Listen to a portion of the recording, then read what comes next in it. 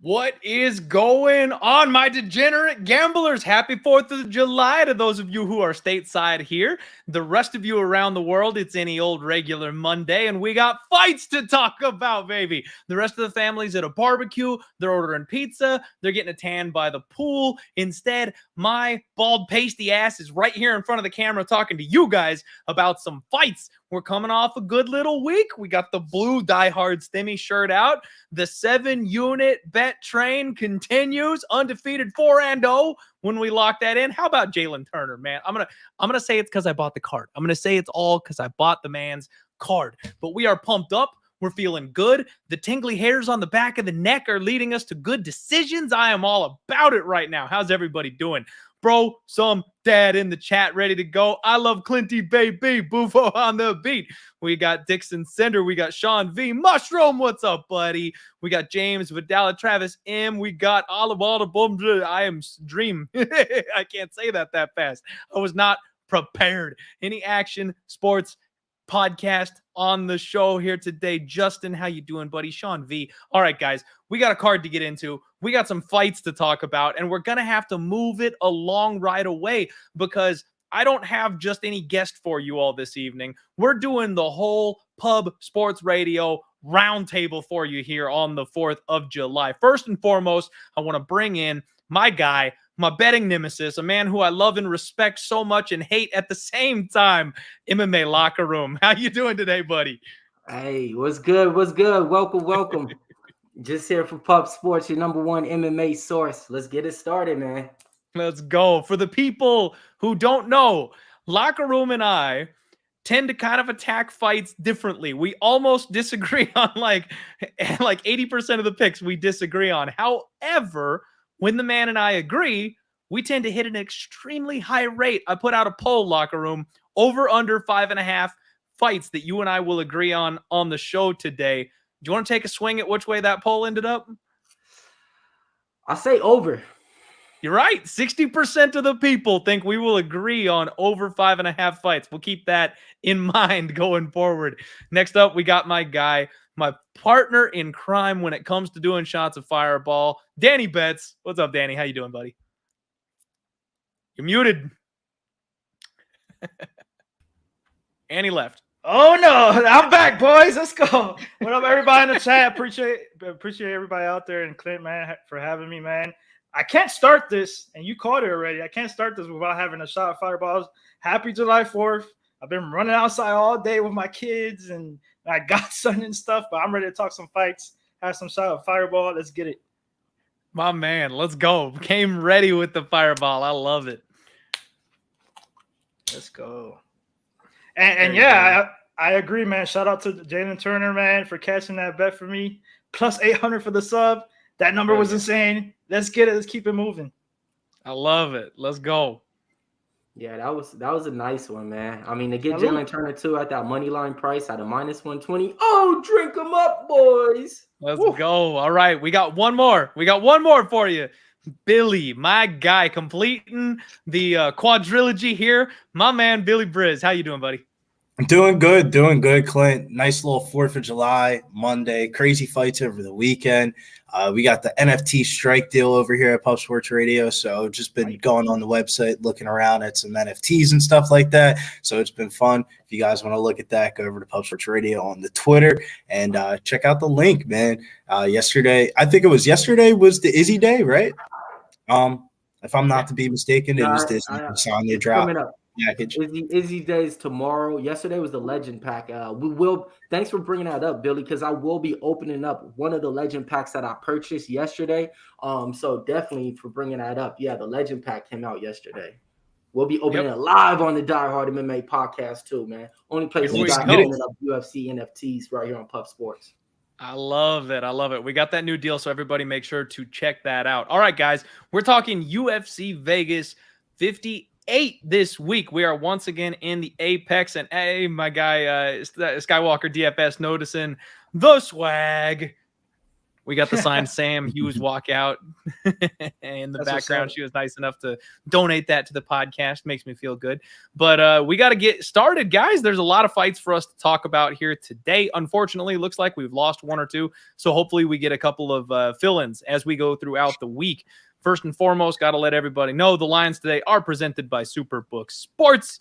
They have co-sponsored the podcast here, so we use their betting lines for all the odds and things like that as we go through the show. But the first fight of the evening, we are talking about Ronnie Lawrence taking on Saidyokub Kakhramonov. Man, sometimes you read these names and you got it. Like, you think you got it in your head. And then as soon as you actually try to say it out loud, it's like, blah, blah, blah. You can't quite pull it off.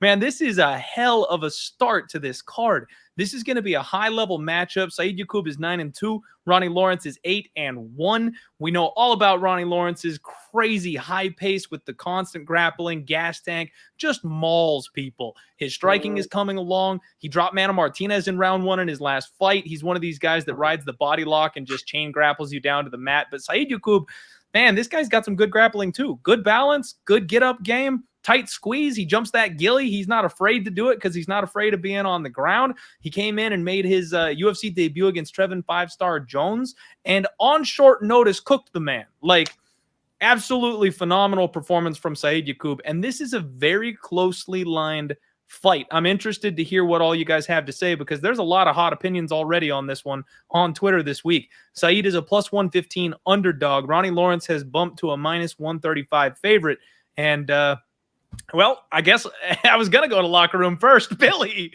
what do you think of this matchup, man? Where are you going here? I particularly don't agree with the line. I think there's value on the Kakhramonov side. I favor him in the striking exchange as well. I think Lawrence throws volume. I feel like Kakhramonov has the power advantage here in this fight. He's not really a traditional wrestler, but he has solid takedown defense. Trevin Jones struggled to get takedowns against him in his debut, like you were talking about. And then it was a similar case with the Umar Nurmagomedov fight in the PFL. Umar was only able to land 2 takedowns. We've been seeing the work that he's been doing against other people in the UFC so far. He's been absolutely running through them. And that was early in Kakhramonov's career. We've seen Lawrence so far be able to land takedowns on his past 3 opponents, but I feel like they were all primarily strikers. I feel like Lawrence is more of a decisionator. I feel like Kakhramonov's more of the finisher. He looked good in his UFC debut. Considering the circumstances where he flew halfway around the world on short notice, I think we can see some improvements in his game. I think it's a dog or pass line, and I think I might be betting Kakhramonov this weekend. Okay, we got 1 vote for Kakhramonov already. Locker room, how do you see this one playing out?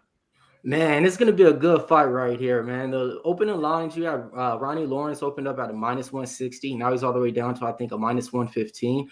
So, you know, you got money coming in on Said. Said has a couple of good wins over some future opponents that I like. Askar has a win over him, you know. So one of those guys to where, you know, I think he's going to be able to win the battle on the feet. But I ain't a guy who bets the guy who's going to win on the feet. Give me some Ronnie Lawrence. 26 takedowns, only 3 fights in the UFC, and already has 26 takedowns, I think, out of like 33 or something like that. That's a stat that I need. That's a stat that I love. The volume on there, not just that. He's not a one digital type of fighter. He could actually outwin you by striking too, the volume that he will be able to put on. So at a minus 115, Ronnie Lawrence, give it to me. All right. We got one side on the favorite here. Danny, what about you, my guy? Man, I love this fight. It's crazy how this is the first fight of this card. Hopefully not. I mean, it's a banger open up the card. It is what it is, but I love betting on guys like Lawrence, man. And I'll tell you that right now. I got him at minus 120. I put 2.4 units on him already. His pace, I already know what he has to do. I know what he's going to do. He's going to go for the takedowns. He averages about almost like 8.5, 9, if I'm not mistaken, per 15 minutes.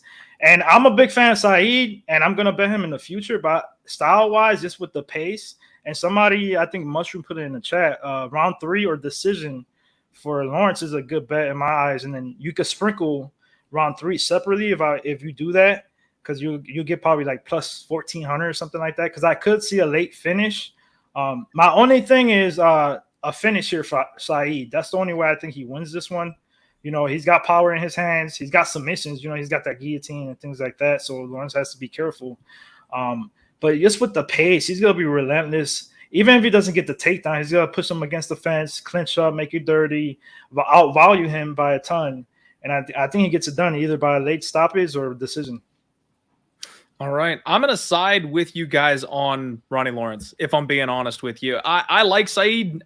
He follows me on Twitter. It's one of those spots where he's a cool dude. I like everything about him. He's a hot prospect. But at the same time, I just can't get around that grinding pressure of Ronnie Lawrence. Saeed could catch this man. Like, don't get me wrong. I think it's lined appropriately. But when it comes to making a pick here, making a decision, I'm going to go with Ronnie Lawrence. I just think that gas tank, that chain wrestling, like he's going to stick to him like glue. And unless at some point, like Danny said, Saeed catches a neck or something like that, I don't know that he's going to be winning minutes. I kind of expect Ronnie Lawrence by decision, but I also expect Saeed to make this a fight. If I'm being real with you guys, I know a lot of people are throwing down on this one. I don't want to bet it. These are two really hot prospects, and I don't have any interest in putting my money on this fight. I thought I was going to be jumping all in on this one. I really did, but as I watched the tape, I'm like, I kind of expect this one to play out close. Yeah, I definitely didn't agree with the line. I think it should be a little bit closer to like a pick 'em. It is. It's like minus 120, though. I consider that a pick 'em. What about you? Yeah, I mean, it's close. It's close. And that's where, like, to Billy, to your point, man, I'm deciding to stop flipping coins. If I think there's 5 cents of value on it, that's not enough for me. So, like, you know, all props to anybody who wants to say it should be closer and take that 10 or that 5 cent spot. I think long term that pays off for you. I've been getting toasted doing that though, so I'm gonna quit doing that. Buffalo on the beat says it's over the play. I see over at a minus over 2.5 at a minus 190. What do you guys feel about that one? No.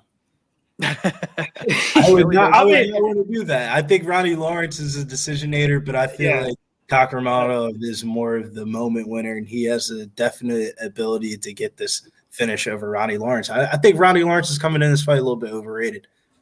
Okay. Danny, you were going to say something, man? Go ahead. No, I was just saying for that prop. If you're going to bet it, I'd rather have you like bet Lawrence decision or something like that, because Saeed, I think he'll get the finish. I don't see him. I mean, he can win a decision, but the outcome for that percentage in my eyes is like lower than Ronnie. Okay. So instead of the over, I would just bet Lawrence by decision. Okay. I think that's a fair take from pretty much everybody, guys. I like it. Good start to the card. Let's move this thing right along, man. Next fight up, we have got another banger. Michael Johnson taking on Jamie Mullarkey. And this is not the next fight on the card. What the hell happened to my tabs? We got Kennedy Nzechukwu taking on Karl Roberson. Sorry, guys. I tabbed over and I clicked the wrong dang thing.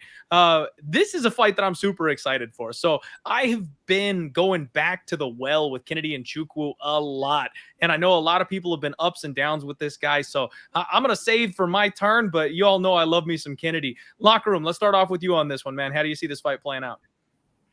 Oh, man. So when it comes down to it, Kennedy Nzechukwu opened up, I think, minus 110, minus 115. The line's still pretty much right there on it. Last time you seen him in there, I thought he won that fight against Nurmagomedov or whatever the last guy's name was. There we go. You know, look real good in that fight. You know, not that same type of fighting approach that he usually does, just stands up with his hands. He's moving around, you know, looking real good on his feet, looking really the best I've seen him, putting on a good pace at striking and everything like that as well. Wasn't taken down too many times in that fight either. So I really liked what I seen out of him coming off of that fight.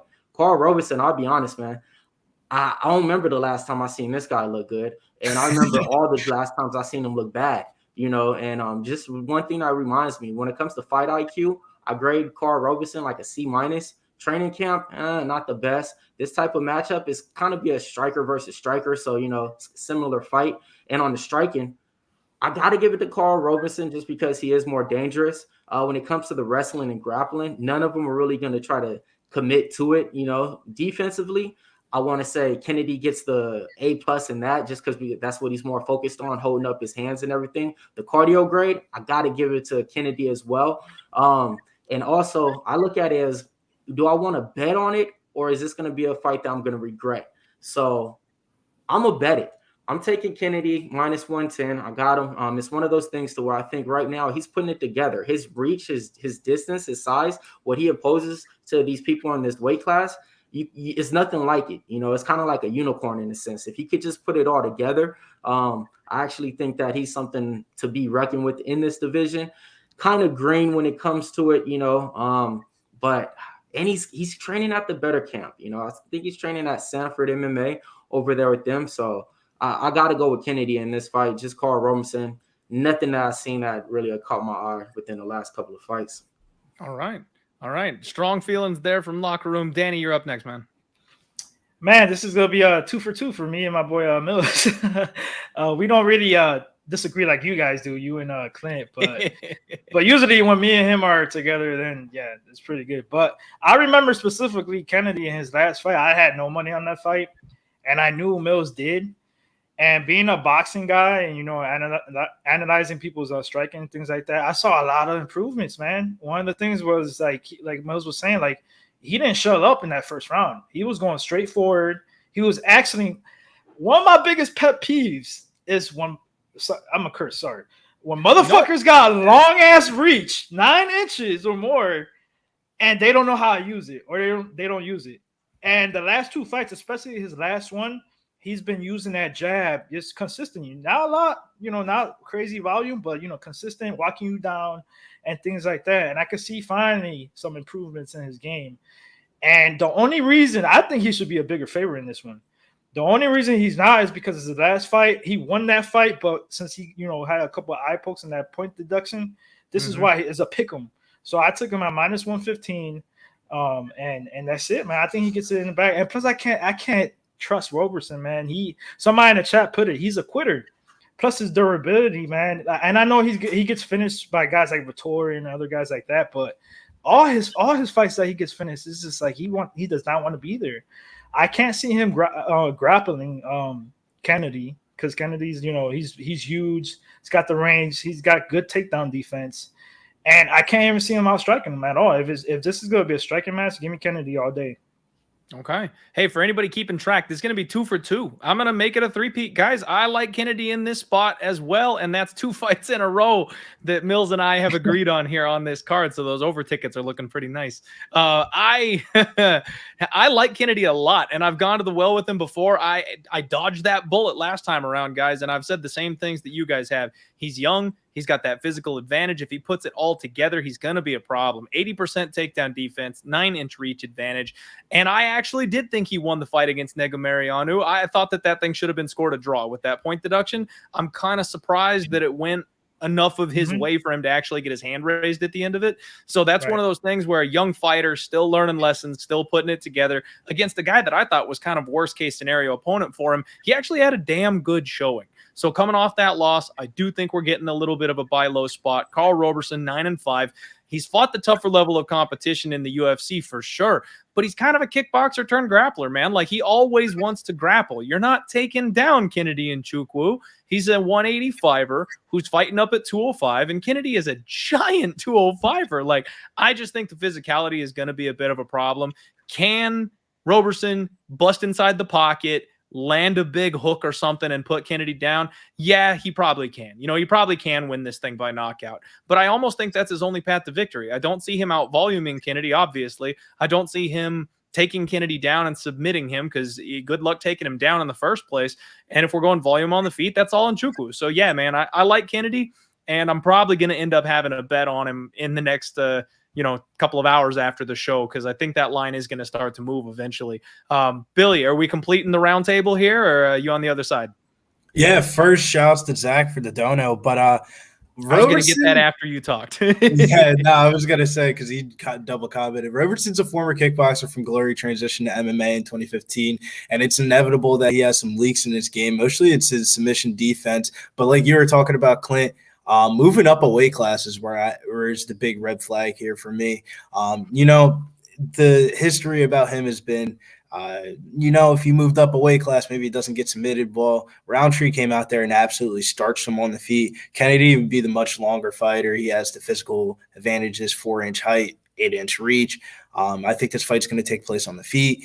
If Roundtree was able to finish Roberson on the feet, I definitely think Kennedy could do the same exact thing. But I feel like if Roberson does win, I feel like it would be like a weird early type of finish. So I lean towards the under in this fight if I had to bet on this fight. I don't really want to take the Kennedy side too much. I know it's a respectable price tag at -115, but I think violence in this fight is the most I think that's the safest bet.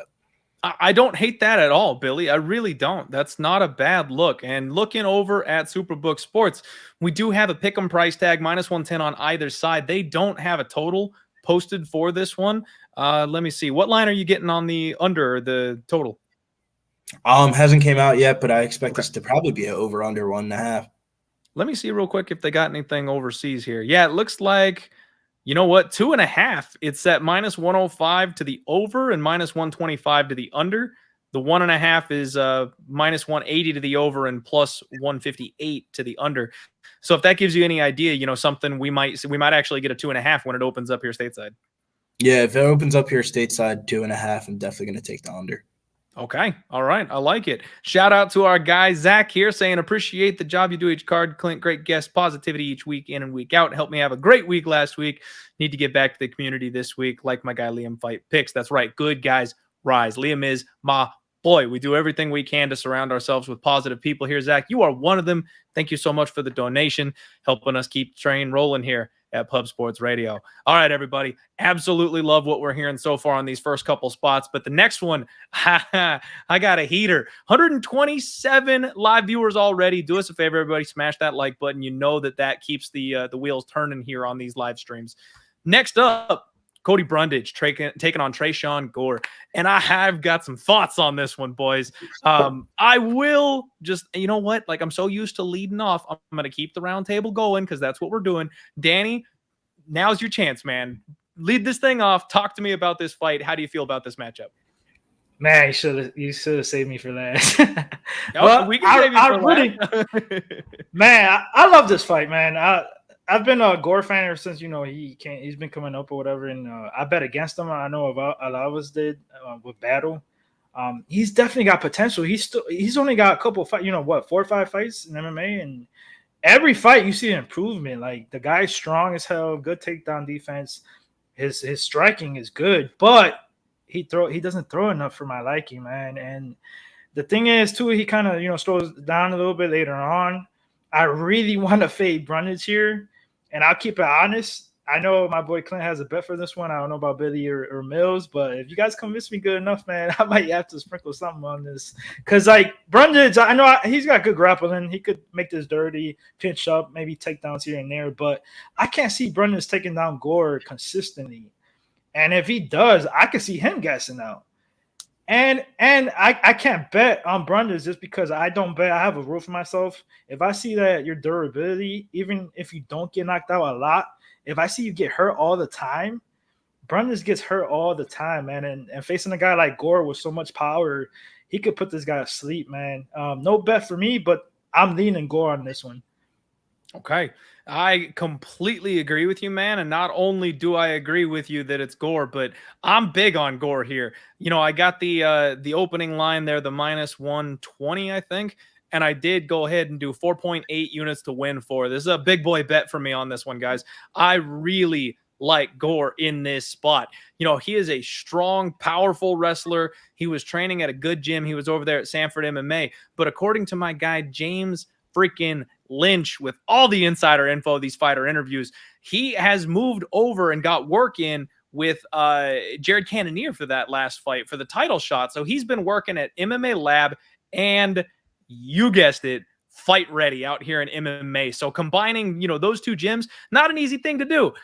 They kind of have a rivalry going on, people hopping from one gym to the other. They don't really like each other, but he was able to dip his toe into both pools leading up to this one. I love hearing that. Those are two gyms on the rise. So I think he's got some good training going into this one. And I actually got to meet Tresean Gore. When the UFC came to Phoenix a couple months ago, I bumped into him in the hallway and I got to talk to him about it. Guys, his mindset for this fight is correct. Like, he absolutely believes he understands the mistakes that he made in his last couple fights. He knows why he lost the last couple of fights. So even though he felt like he should have got the nod in that last fight, he is hungry and motivated to fix the problems in his own game to make sure it doesn't happen again.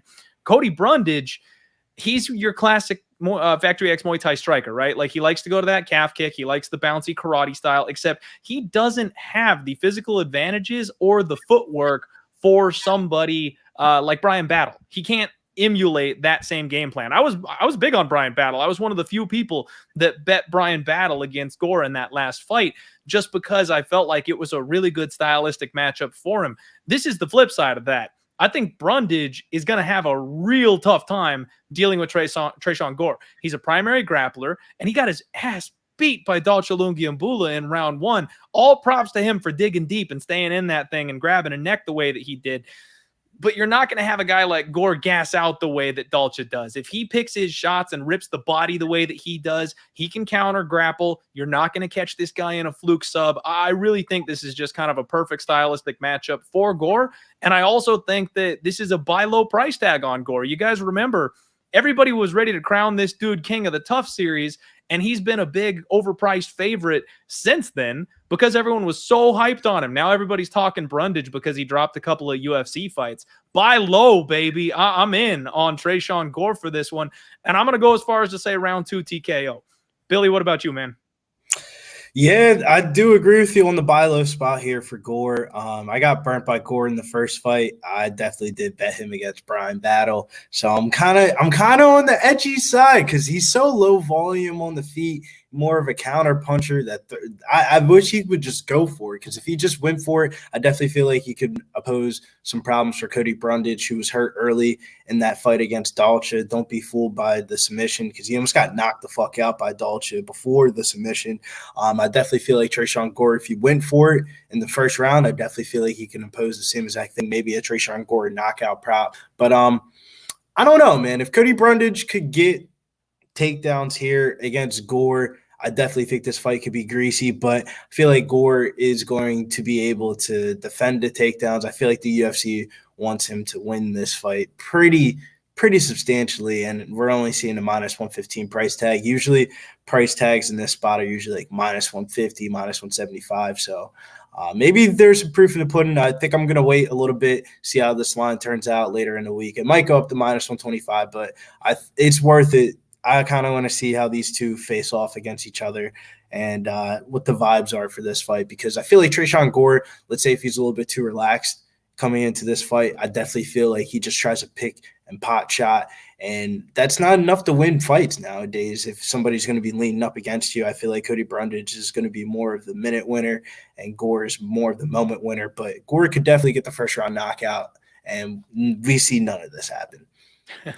I hear you, Billy. That's not a bad look there, man. I do want to go ahead and say recently the judges haven't been favoring that leaning up against the cage, though. So if Gore is getting those bigger, more impactful shots, I kind of think that favors him. I kind of think that sways the judges, because if Brundage isn't able to actually ground him and then do something with it, I don't know if he'll get the look. Quick update, though. Gore has moved to a -125, with Brundage being a +105 at this point. So the line is steaming that direction. And we got another report here for Alan Loves MMA. Gore is -130 now on DK. So it's moving. Holy crap, boys. Hang on to your socks. We got Bobby coming in with a Hundo Dono 99.99. Bobby, thank you very much for the donation, my friend. We really appreciate that. All of us here at Pub Sports Radio. Abso-freaking-lutely. Thank you, sir. Locker room, talk to me about this fight. Who are you siding with? Man, so yeah, I was so excited to see Tresean Gore finally make that return and fight Bryan Battle last time. Only thing was the results wasn't what I was looking for. He's one of those fighters where, yeah, I thought he was going to win the Ultimate Fighter as soon as I seen him on the show and everything. Too bad he couldn't actually contend for the title and get it that way. But Bryan Battle on the other side, he actually proven to me that, he actually should be the proven winner, the way that he actually one-sided him when they actually got that opportunity to face off. So Tresean Gore, one thing that I noticed, he's one of those fighters that need to be motivated by his corner. He needs to be told what to do. He goes out there sometimes lackluster, not really throwing a lot of output, not putting that striking volume out there that you want to see, as he has good striking ability. So I noticed in a lot of his fights, he needs his cornerman to keep yelling at him, go forward, telling him what to do, So on the other side, you got Cody Brundage, and I mean, yeah, he came on the Contender Series, had a loss to William Knight. He was winning that fight, and then William Knight just decided he wanted to knock him out and just finish it. Then after that, he had a good win on LFA too. Bounces back, What I see in Cody Brundage is a little bit different. I see like a dog mentality. I see somebody who can lose the fight, turn it all the way around, and still, grab hold of the fight and take what it needs to win the fight. I mean, out of his 6 wins, I think he has 3 finishes, 3 finishes, I want to say. So, he's one of those fighters to where he does have the finishing ability. I'm going to be content on making my pick. I'm leaning on the Brundage side. I'm not all the way convinced, but yeah, I'm leaning on the Brundage side. I seen the thing about Tresean Gore training over there with Fight Ready and MMA Lab. I get it. I like that. But I think he's young in his career and he's not active enough. What I mean by that is, I think he's been fighting for like 4 years and only has 4 or 6 professional fights. Cody Brundage, on the other hand, been fighting for about 3 or 4 years and he has about 7 fights. So he's way the more active fighter out there. Tresean Gore, you're at this point in your career, you should be the guy pushing the pace, wanting to get out there, wanting to fight every single week. And I'm not just seeing that in him. So, I think that can be something to where, he's not really ready yet. So I actually lean Cody Brundage on this one. Yeah, I lean Cody Brundage on this one. All right. So we got a bit of a split back and forth on that one. It's a pick 'em price tag. You're definitely going to see that from time to time. Lots of hot takes on this one. I like it. I've made my stance. I've planted my flag. I can't wait to see what happens on Saturday. All right, everybody. We got 169 people in the chat here. And Handicap, I got to respond, man. What's up with the people from Pub Sports Radio and Fireball? That shit is fucking gross and low alcohol. That's not everybody at Pub Sports. Hold on. I do the Goose Say. I do the Grey Goose. Okay, you know what I mean? I do the Johnny Walker Blue Label. So let's get that clear. That's them, all right? You mess with me, we're doing cognac and Hennessy and chicken wings. Let's do it. I never see you do Hennessy. Talking about that, I had a gathering of Hennessy on Friday. I was there. I'm doing this because my guy invited me to his show, and I know his favorite is Fireball. So I'm not gonna disrespect him and bring out the Don Julio that I got over there, or the Hennessy or Rio SOP or all that other shit I drink. I gotta keep it like this, you know what I mean? My boy Clint. Hey, you guys want to know the real story? It's because your boy brought up being the principal's son in a small ass town. I couldn't walk a block without anybody knowing exactly what I was up to and reporting it back to my damn dad. I never developed a taste for beer. I got invited to no parties, even though I was a starter on the football team. Like there was no underage drinking for me. So when I turned into an old ass adult, I'm not going to acquire a taste at 22 years old. When I finally started drinking, I decided to go and get something that tasted good right off the bat. Fireball is my B string because my bachelor party absolutely ruined the other alcohols that I used to drink for me. And now I legitimately gag on contact when I drink some of the other stuff that I used to. So it's basically just what I can get down these days. Okay, guys, don't judge. All right, moving the show right along, everybody. Antonina Shevchenko taking on Cortney Casey. Women's MMA at its finest right here, boys. Antonina Shevchenko, the B squad, the lesser Shevchenko. She's a -175 favorite. Cortney Casey is the +155 underdog here in this spot. Shevchenko's 9-4. Casey is 10-9. I mean, we're talking balls this close to the buzzsaw being a 500 fighter. And she's just got god-awful takedown, guys. 38% takedown defense. Like, Cortney Casey can strike. She's actually not half bad on the feet, but she also made us believe that Liana Jojua possibly had a place in the UFC. If that tells you, anything. Sorry, Luke, my guy, sparring with reality betting. I gotta, apologize. I know Liana Jojua is his girl, but that was ugly.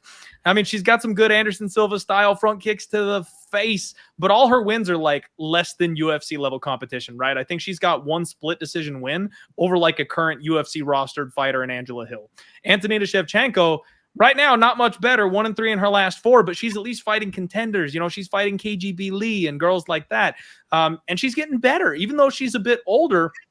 she's finally rounding out that MMA game, training with her sister. You saw some serious improved grappling in her last couple fights. Good scrambles. She had Casey O'Neill in a freaking crucifix in round 1 and was raining down elbows on her. I mean, world-class volume, high striking. She just struggles with these offensively minded, American wrestler, powerhouse, tanky style fighters, which Courtney Casey is not. Guys, I hate to say it. I'm not laying this price tag with Antonina Shevchenko. I wouldn't lay this price tag with your money on Antonina Shevchenko, but I do believe she deserves to be the favorite here, and I do think she probably wins. Billy, am I crazy? No, man, I don't blame you here. The UFC is desperately trying to push the sister of Valentina Antonina here. Basically, she's got taken down in every one of her UFC fights besides her last win, which was against Lipsky, which was a while ago. I feel like if either fighter is able to secure takedowns in this fight, it could be a split decision written all over it. Casey's has just as bad a takedown defense as Antonina, so it doesn't really give you the warm and fuzzy he's been. But betting Antonina at -175 is definitely going to leave you with some concerns. Definitely not the type of caliber fighter that you want to be betting at that -175 price tag. Maybe you want to lean towards a prop, but I think the way to go in this one here is bet Courtney Casey on the money line and just hope for a random result. Okay. Hey, I don't hate it. Y'all know it doesn't take a whole lot to talk me into an underdog. Mills, what about you, buddy? Oh, man. I thought we seen the last of Shevchenko, I think, in the last fight. She's one of those ones to where she's just kind of getting around on the name of her younger sister, and none of her fights that I ever seen would ever have me, call my homie and be like, hey, did you see Shevchenko? No, her sister, man.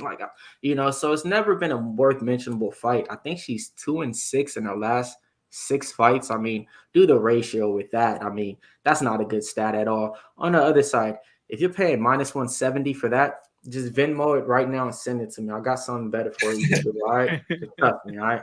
On the other side, Courtney, Cast Iron Casey, man, the name fits her, bro. She reminds me of Casey Jones from Ninja Turtles for some reason. Her face is long and everything like that. She looks like she used to play hockey. She was a former soccer player, So we'll see exactly, how she's doing in the UFC. Not too good. Lost money with her previously. Bet on her, I want to say, against Michelle Waterson. I thought she was going to dominate that one from back in the day, just off the size and everything. But guess what? She doesn't use none of that size.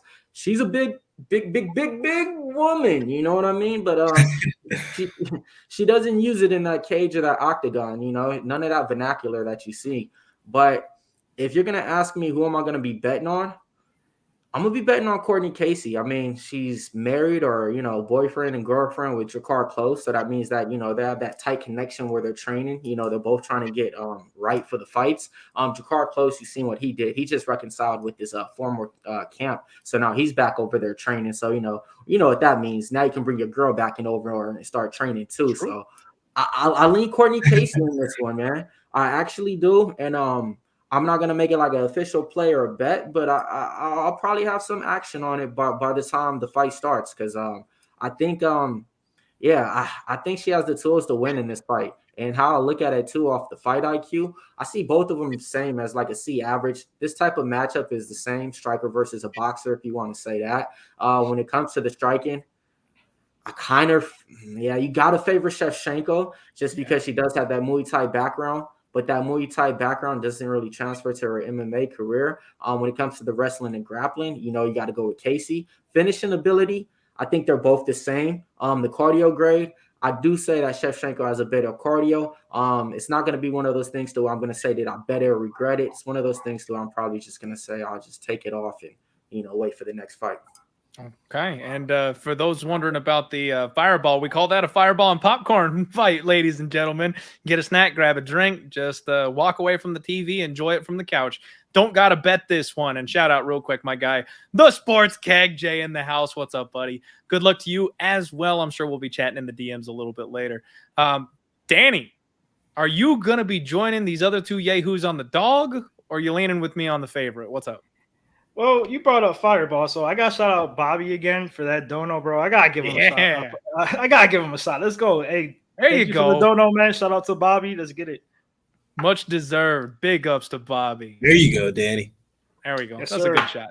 Now we can get to the people's main event. Let's get it. as handicappers, we see, we try to look at the next week just in case, get early breakdowns for some value and stuff like that. And I looked at this fight. I'm like, man, Casey had plus odds like that. And then I started looking at some of the last fights from Shevchenko. And I agree with Clint, man. I think it's a trap. At first, I swear I was this close to betting Casey. I'm not, and almost blindly. I'm like, no way, minus 180, 175 for Shevchenko. Are you crazy? They got the wrong, sister here. What's going on? But like he said, I saw some improvements like in her game, and even though she lost like to O'Neal and things like that, but I still see those improvements. And striking wise, I think it's gonna be close. I actually favor Shevchenko. And then wrestling wise, I could see her getting takedowns, making it dirty, clinching up, and cruising to a decision, man. I'm not betting this fight for shit. Like, I'm fapping this. But I just feel like it's a trap. I mean, it's women's MMA. Anything could happen. Armbar. Casey could win a close decision for sure. But just save your money, man. Like, please save your money. There's better fights on this card that you can put your money on. That's my personal opinion. So if anybody else has action on this, no disrespect. But I got to pick Shevchenko to win this, and most likely by decision. All right. I hear you, man. Honestly, the one thing I do want to say, locker room hit the nail on the head.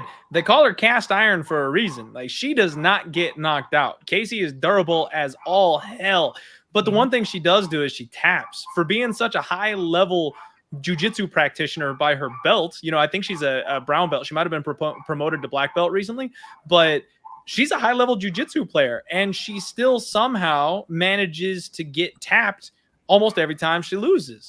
And we saw that in like the Jillian fight where she got grounded out. Jillian was looking for the TKO, couldn't quite get it. So at the last second, she said, fuck it, I'll choke her and tapped her. Like, man, Antonina Shevchenko, she's got those Gumby, rolls where she's on bottom and somehow winds around the back and then she's on top. And I'm going to look at that sub number here, guys, just to be straight with you. I know we're not supposed to bet this fight. I'm definitely not laying minus 175, but I might sprinkle Shevchenko by sub just for a little taste because we know that that's kind of the weakness for Cortney Casey. We'll see what happens, though. Mostly staying off.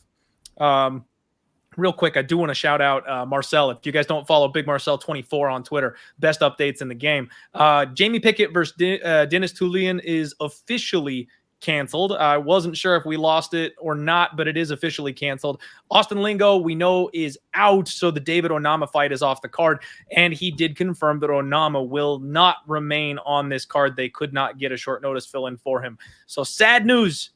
Sad news. Man, we've been trying to see Onama now for like the last 4 months. He was on like 2 other fights that got canceled too. Bro, so, Mills, I was so pissed because I went live for that Columbus card and he was supposed to fight Nate the Train. And I'm like, oh, that's going to be a war. I was like, yes. And then it got canceled. I'm like, no. Mm-hmm. It's a bummer. I really want to see some more from Onama. And he's the kind of guy no one's coming up on short notice to take on that monster. So hopefully they get a new fight scheduled up for him here eventually. Shout out Vader in the chat. That's a typo, baby. It's 4-0 on the 7-unit pick. Let's go. Joint Smoker knows what's up. All right, everybody. We got 172 people here in the chat. We got a couple more fights to talk about. Let's give a shout out real quick to our sponsors. We'll be right back for you.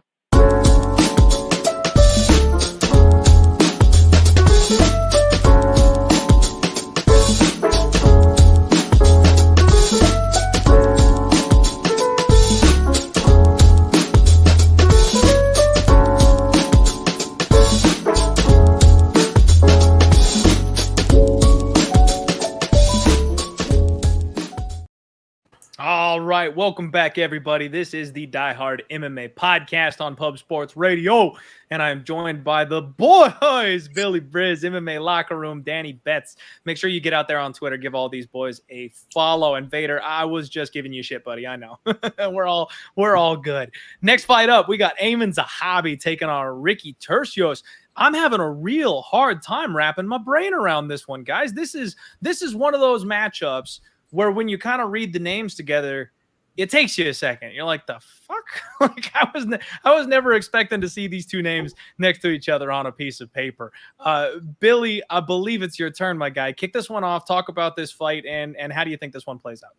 Hey, it's kind of clutch because I actually do have a strong lean on this one. Zahabi coming out of the TriStar camp has followed very low level of competition prior coming over to the UFC. His last fight in the UFC was everything that we thought that we would see from him off the regional scene. But I think some of the bad tendencies in this fight will come through against Ricky Turcios. Turcios has no problem causing chaos inside the cage with the unorthodox striking style. While he lacks power, KO threat, I think he can put up the volume here in this fight. Good takedown defense as well. I feel like Turcios is going to be the faster striker, be able to land more significant strikes and avoid the power strikes of Zahabi. And I feel like Zahabi, besides a big knockout punch, I feel like Ricky Turcios should win this fight pretty easily. Hence the line being -190, -200. But I like Ricky Turcios, one of my favorite spots on the card. Okay. Tough winner coming through here for the boy Billy. Mills, how about you? Oh, yeah. So, yeah, it's usually, Mills versus Bills. Always used to that. Always ready to go to war for that. That's always what it is, Zahabi, coming from TriStar over there in Canada, comes to the UFC, gets a win. All right. Then gets a loss against Ricardo Ramos, spinning back fist. Wow, what a knockout. Then gets a loss to Vince Morales. Anybody who knows Mills know. I ain't high on Vince Morales. I've been fading that guy every single time I can. I know you guys made some money with him when you could, so it has a loss to him. Comes back to the UFC, gets a win over who? Draco. Not that Drake, man. I'm talking about Draco Rodriguez, man. One of the other guys, man, that I thought that was going to be good from the Contender Series. I lost money on, so I was on the other side. I had Draco Rodriguez, and Zahabi made real quick finish business with him. When it comes down to it, though, the opening line is pretty much at the same where it opened at, I want to say. Nothing moved on it. -180 for Turcios. You guys know the deal with him. Came from the Contender Series. Wasn't able to get the win on there. Bounced back on the regional scenes. Got some wins. Came from the Ultimate Fighter. He has that personality. He has that spirit to where you see him. All right, even if he doesn't win this competition, he's going to be in the UFC. It's just something about him. It's like a Bruce Leroy or something like that. He has an aura about him. I remember Bruce Leroy, he used to wear the Bruce Leroy gi and everything like that. He's one with himself. So, you're seeing it's something special about this kid. When it comes to it, Turcios, he does everything as Zahabi does, but better. He's good wrestling, good striking, solid cardio, good speed, team alpha male. So, I got to go with Turcios in this one right here. And I know he's a dog, and I know no matter what, if his back's up against the wall, he's going to do everything he can to get that win. So, I'm on Turcios as well. Don't know if I'm going to make it a straight play. It's probably going to be a 2-leg parlay for me. Okay. All right. Danny, how you playing this one, man? You're muted.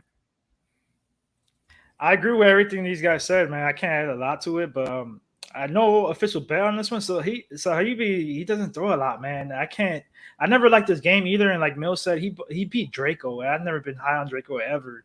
And I actually I was this close to betting on Zahabi, and I should have versus Draco. But I think I did. Did you? I was this close, man. I was this close. If you guys did, you guys got him at underdog money. Yeah. I remember it. It was just like a little favorite, but I remember because I lost it, So one thing I always do, like whenever I break down a fight, I like to think my last time betting them and stuff. So I remember clearly. Right, for sure. And Ricky Turcios, man, I just love his volume. He's gonna be right in your face, gritty, just like he's just nasty with his game. Like I love when you know what the fighter is gonna do. Example, like a lot of people thought Sean Strickland was gonna wrestle, which I thought was nuts. And I'm sorry, no disrespect to nobody, but Pereira, I'm like, this dude's gonna go to sleep. But like, you know what I mean? And then he goes in there and he strikes with a glory champion kickboxer. Like, it makes no sense. Like Ricky, you know what you're gonna get out of him. All the volume in the world, 110%. The gas tank is there. He's gonna be all 3 rounds. He's got like that, I like to say Mexican style boxing wise. It was just pressure, strikes here and there. And Zahabi, the only thing he could do in my eyes to win this is a knockout, man. And Ricky, he's tough. And the only guy to finish him was Martinez. And Martinez, man, you can say whatever you want about him, but the dude can crack. Like you saw him fight Lawrence, and he dropped him twice. Like, the dude could crack. He's got a lot of KOs in his record, things like that. So I don't pay too much mind for that. And I like Terceros here, and somebody put in the chat, I might look for that line for round 3 or decision. and I'm going to see what the round 3 is, because with the pressure and the volume that Terceros is going to put on Zahabi, I think he could get a late finish here, man. And I know that round 3, it might be a little sprinkle. It might be a nice little, like, plus 14, 1,500. There you go. All right. I don't hate it. Yeah, this is an interesting fight, guys. This one's really weird. So looking over at the betting odds for us on this one, we've got Ricky Turcios as a minus 180 favorite. Aiemann Zahabi is the plus 160 underdog in this spot. And I've been kind of going back and forth because I like Ricky. I really like Ricky. He's like the reincarnation of Tony Ferguson, man. We're going to get a few more years of Tony with this kid. That output is something that I think he's going to steal a lot of fights away when he has that, just because he already put over 100 significant strikes up in both his Dana White Contender Series and his UFC fights to start. So I think that's definitely the game plan moving forward. He strikes well moving backwards. He just kind of overwhelms you with those volumes, but his takedown defense is garbage, guys. Like, he's more than willing to attack off of his back. He'll throw up submissions. He'll throw elbows. He'll try to strike from down there. And while that's all fine, he's not winning any fights down there. He does have a brick for a head, so he just tanks their ability. He will have a 3-inch reach advantage. But damn, man, I don't really want to go to war with Aiemann Zahabi, but at the same time, he's extremely well-rounded. He showed off he's got that one-hitter quitter style power. I don't know if anybody can knock out Turcios that way at this point, so I'm not really going to count on it. But he does have some offensive wrestling that everyone's kind of forgetting about because of his last fight. I think this fight can be very competitive. I think it could be very close. If Zahabi comes in here with his singlet on and just takes Turcios down, I think he can actually nullify him. He's coming off a 1-year layoff. And the last time out, when he came off a 1-year layoff, we saw some new wrinkles to the game. Even though he's 34, he's only 8-2. He's still kind of learning on the job.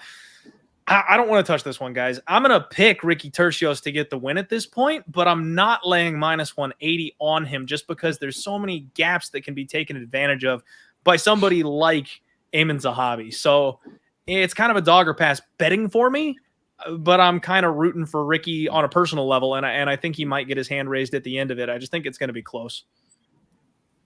Yeah, man, I agree, man. The line, it's kind of similar to the Shevchenko fight for me. Like, I saw this and I'm like, oh man, minus 190. That's kind of high.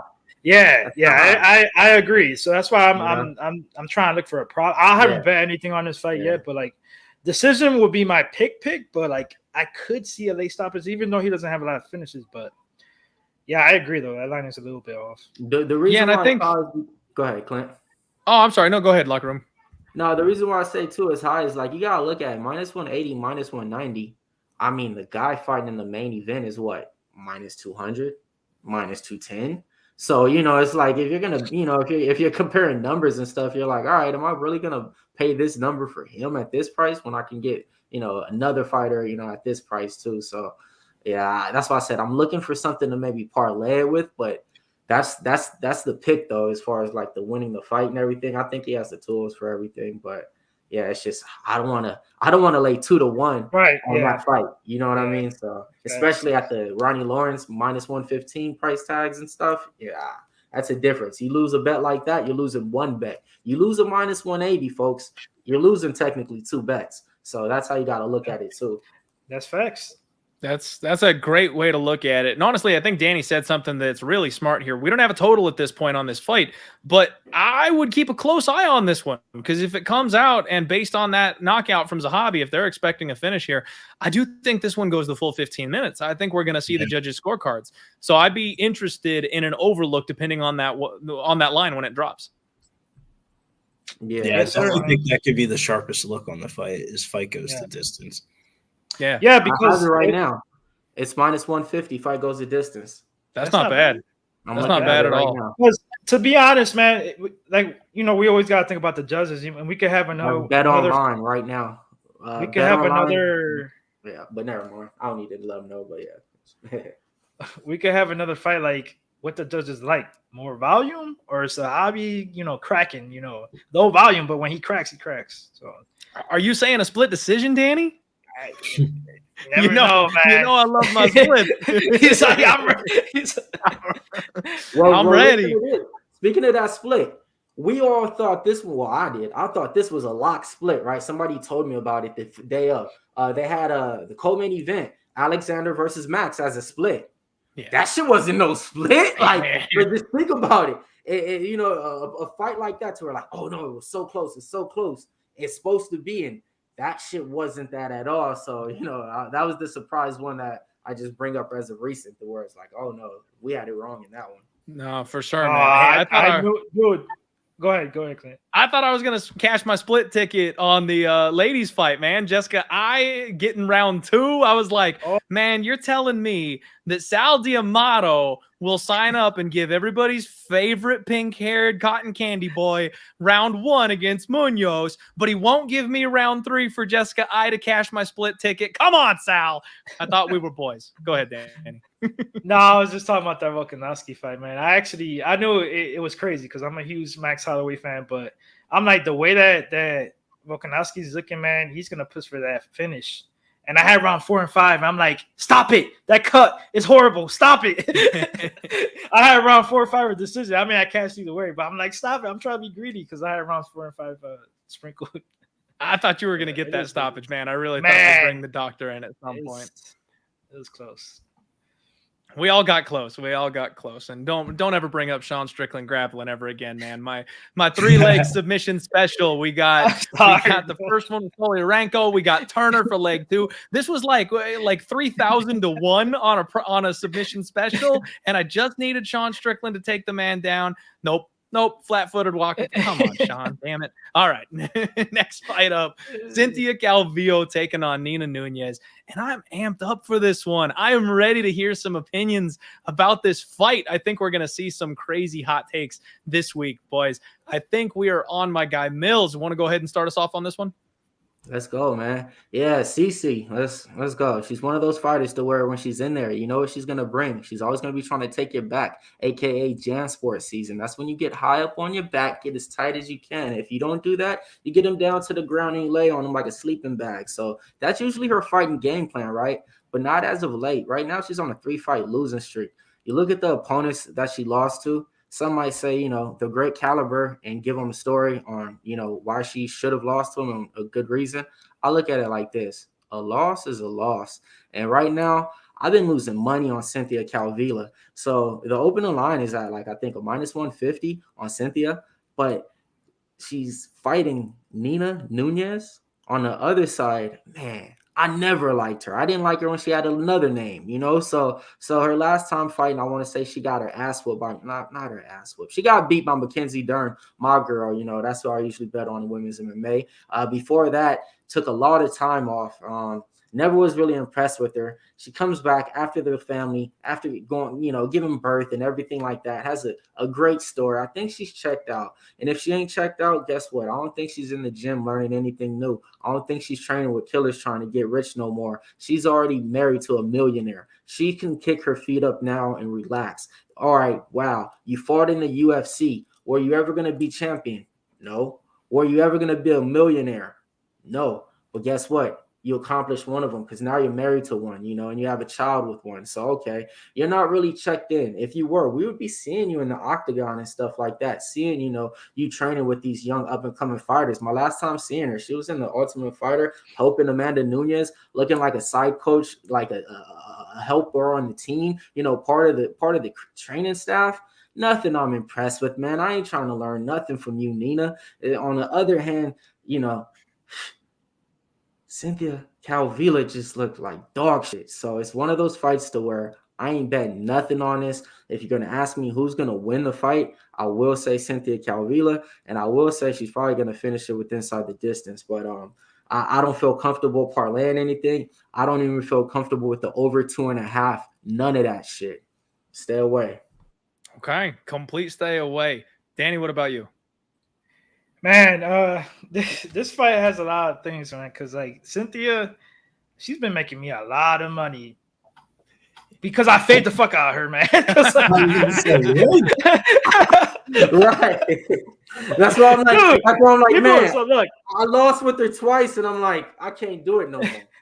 Dude, because people, and I get it. I'm gonna bring up an example real quick. Like that first fight, she moves up in weight class, right, to fight Jessica Ai. And this is why you gotta tune in. I don't know if Clint had a bet for this fight, but you gotta tune into the post weigh-in recap show for Clint. Like I saw it, I watched the weigh-ins myself. Well, I hear feedback. So Jessica Ai in that matchup, she had a horrible weight cut.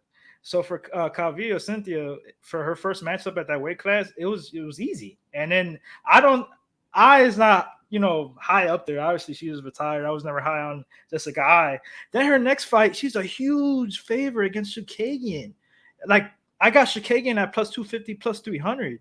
That was an easy bet. I bounced Shevchenko. Like minus 210 or something. Yeah, dude, it was insane. I'm like, a minus 300. Yeah. Like, are you insane? Yes, because people forgot, Jessica Ai. Oh, I understand she fought a lot of the best, but she also lost to all of them. Plus, she had a horrible weight cut. She looked like she was gonna pass out, at the weigh-ins. Then she loses to Andrade, that was Andrade I had in all my parlays because she almost killed her. Plus, then she gets killed by Lee. Like, she literally quit. Cynthia is quit. Like, I can't bet on Cynthia juice right now against Nina. And I understand Nina is moving up in the weight class. But she did have a baby before that Dern fight. And say what you want about Dern, but Dern's a good fighter. And they're almost the exact same height, reach, and everything like that. It's a dog or pass in my opinion. I mean, that line's coming down. I think Nina Nunes was like at plus 140 at one time. I would take her by decision. I'm not betting it. I'm with Mills. I'm not touching this fight, but I'm not. You can't. It's dog or pass. Like, you got to pick Nina money line or decision, because Cynthia, man, I can't trust her at this line for sure. I hear you. All right. No, I'm disappointed you're not just going straight back to the well there with the fade, Danny. I'm this close, man. You got the decision prop? You know what? I haven't done anything yet. I'm kind of with you guys. I wish I had looked into this one a little earlier. That plus 140 number actually sounds freaking juicy. She's plus 130 right now at Superbook Sports, minus 150 on Cynthia Calvillo. Calvillo is 9-4-1. Nina Nunes is 10-7. Nunes is kind of the past generation. Mills was talking about that a little bit. She's been around a long time. Before she went on her break, she was actually ranked number 3, I believe, in the division. And now she's moving up a weight class. A little bit of a red flag for me. I don't like when fighters move up a weight class towards the end of their career, but she's always been really big and strong and physical at 120 or 115. And now she's fighting a fellow former 115 fighter at 125. I don't think that she'll be out of water here strength-wise or cardio-wise or physicality-wise, because she's fighting a woman who did kind of the exact same thing. Couldn't make the weight at 115, bullied people around there. Now I'm moving up to 125. Calvillo is actually training at Syndicate, it looks like, at this point. She's very well-rounded. She's got good boxing, fast hands, but she relies heavily on her wrestling. And at 125, she just can't bully fighters around the cage the way she used to at 115. That was kind of her biggest advantage, was the fact that she was bigger and more physical than everybody else in the division. Couldn't make the weight. 0-3 in her last 3 fights, and the last 2 by finish. She quit on the stool against KGB. And guys, I'm a fighter's rights type of person. I think that it's okay for the corner to protect their fighter and not send them out there to get a beating. So it's fine that they threw in the towel for her. But at the same time, with this run, I don't know how you trust her here as a favorite. When she's got some quit in her, when she's had nothing but a bad run, her technique and her ability, they look like they're diminishing, if I'm being completely honest. She's looked worse and worse her last couple fights. And then she's quitting halfway through the fight. I can't count on her to be in a fight. There's no way I could ever put my money on Cynthia Calvillo until she shows me something. And somebody in the chat, now I can't confirm, but somebody in the chat said that Cynthia Calvillo has an OnlyFans now. And the OnlyFans fade, folks, has been a massive moneymaker for anybody jumping on that angle the last year or so. She does. Nina Nunes, man, I bet on her against Dern. I know you all know my history with Mackenzie Dern. I think anybody Yeah, with solid yeah. a solid takedown defense can fully take advantage of her on the feet, or at least I did, back before she continued rounding out her game. And I thought Nunes would be the type of person who could, because of how physical and strong she is. She made the same mistake that everybody else does, fell to the floor with her, got tapped out. That was right after she had the baby. So you can't really expect a whole lot from her in that situation. And we really didn't get to see where she's at because she came in ring rusty and made one mistake and paid for it. It was kind of a setup spot. Seems like maybe the UFC is trying to do that here for Cynthia. Here's a smaller fighter that we can give you that has poor takedown defense and someone you can grind on and get back on track. But hold up, man. Nina Nunes is training with Tony Gravely leading up to this fight. She's only 2 years older, so it's not like she's an old dog in here when Cynthia Calvillo is this young, hot prospect anymore. Cynthia Calvillo is not any spring chicken, and she kind of is what she is at this point. Nina Nunes got out wrestled by Tatiana Suarez, who is like the biggest what if in MMA history because she was incredible on the ground. And now we've got a fighter who is smaller, weaker, potentially, who is potentially quitting. Nina Nunes has got some sharp hands. She's got a good stiff uppercut, very active at range. This is dog or pass for me, guys. Big time dog or pass. I'm tempted to go ahead and do it here with Nina Nunes. I'm going to keep an eye on this line. I want to see them face off. I want to see how they really size up against each other. Because if Nina Nunes does have a physicality difference here and Cynthia Calvillo can't control her or get her to the ground potentially, I like that dog shot. No bet at this point, but I'm picking Nina Nunes for the upset. Billy, what are you doing? Yeah, it's about to be a round of Nina Nunes on this. Let's go. Podcast. Who would ever think that? But I think the Ultimate Fighter, I'm saving everybody's time here. I feel like the Ultimate Fighter thing for her and Amanda definitely might have motivated her. You definitely know she's been in the gym trying to make improvements to her game because she looked really bad that last fight against Mackenzie Dern. But I feel like Cynthia Calvillo, man, I don't know how she's this big of a favorite. I don't know what the books are seeing. Fight losing streak, moving up a weight class. Right. I understand for Nina, but like you said, former 115er herself. So I feel like this is Nina Nunes all day. This is actually be something that probably will be on my betting card for this weekend. A little sneak peek for the weekend. I think I'm rocking with the Nina Nunes money line though. Hey, so let me ask you guys: will Amanda Nunes be in her corner? Yeah, I would expect so. Okay. I would think so, but I mean, I can't guarantee that. Obviously, you know, they're gonna try to put the Amanda Nunes Mike Brown combo in the corner. She got good money. Okay, it's Mike Brown over there in her ear. Okay, yeah, Actually, never mind. Didn't they leave American Top Team? Yeah, they're doing their own thing. So I'm pretty sure, it's gonna be an awkward scene. Like I said, I don't really know who she's training with, but I did hear you say with Gravely. I feel like they gave her a call and said, we'll give you 3 people. Who do you think you can get a win over? And they picked Cynthia Calvillo. I do like the change though, getting different aspects in her game and things. I know she's older, Nunes, but training with Gravely and things like that, it might, tune her up a little bit. One thing I ask about is when you're fighting that team alpha male, and once you think that they just would give you the perfect game plan, the perfect game plan after going on these losses. That's the one thing that I don't like sometimes about fighters fighting that team alpha male. You hear them and you're like, oh, they fight that team alpha male. They're gonna wrestle. They're gonna go for takedowns. They're gonna have a smart game plan. Nah, Uriah Faber be over there just on chill. The coaches. He has been on chill. Yeah, James Krause be over there. Get up! You have to get up right now. You're losing the fight. Yeah, that type of shit. So that's the type of stuff I want, and I'll just be honest. So the team alpha male, all because you're over there training, that shit, we got to throw that out the window, especially with the team alpha male thing. You think, oh, okay, he's working on his wrestling. He's working on his takedown defense. Some fighters that's coming from overseas, like Mason Jones, yes, because they don't have that over there, So and plus, I just got to drop a little name drop, Mason Jones, shout out. But yeah, but all these other fighters that kind of share that team alpha male, they don't fit on what you think. That's how we found out about Onama. That Mason Jones fight. Yep.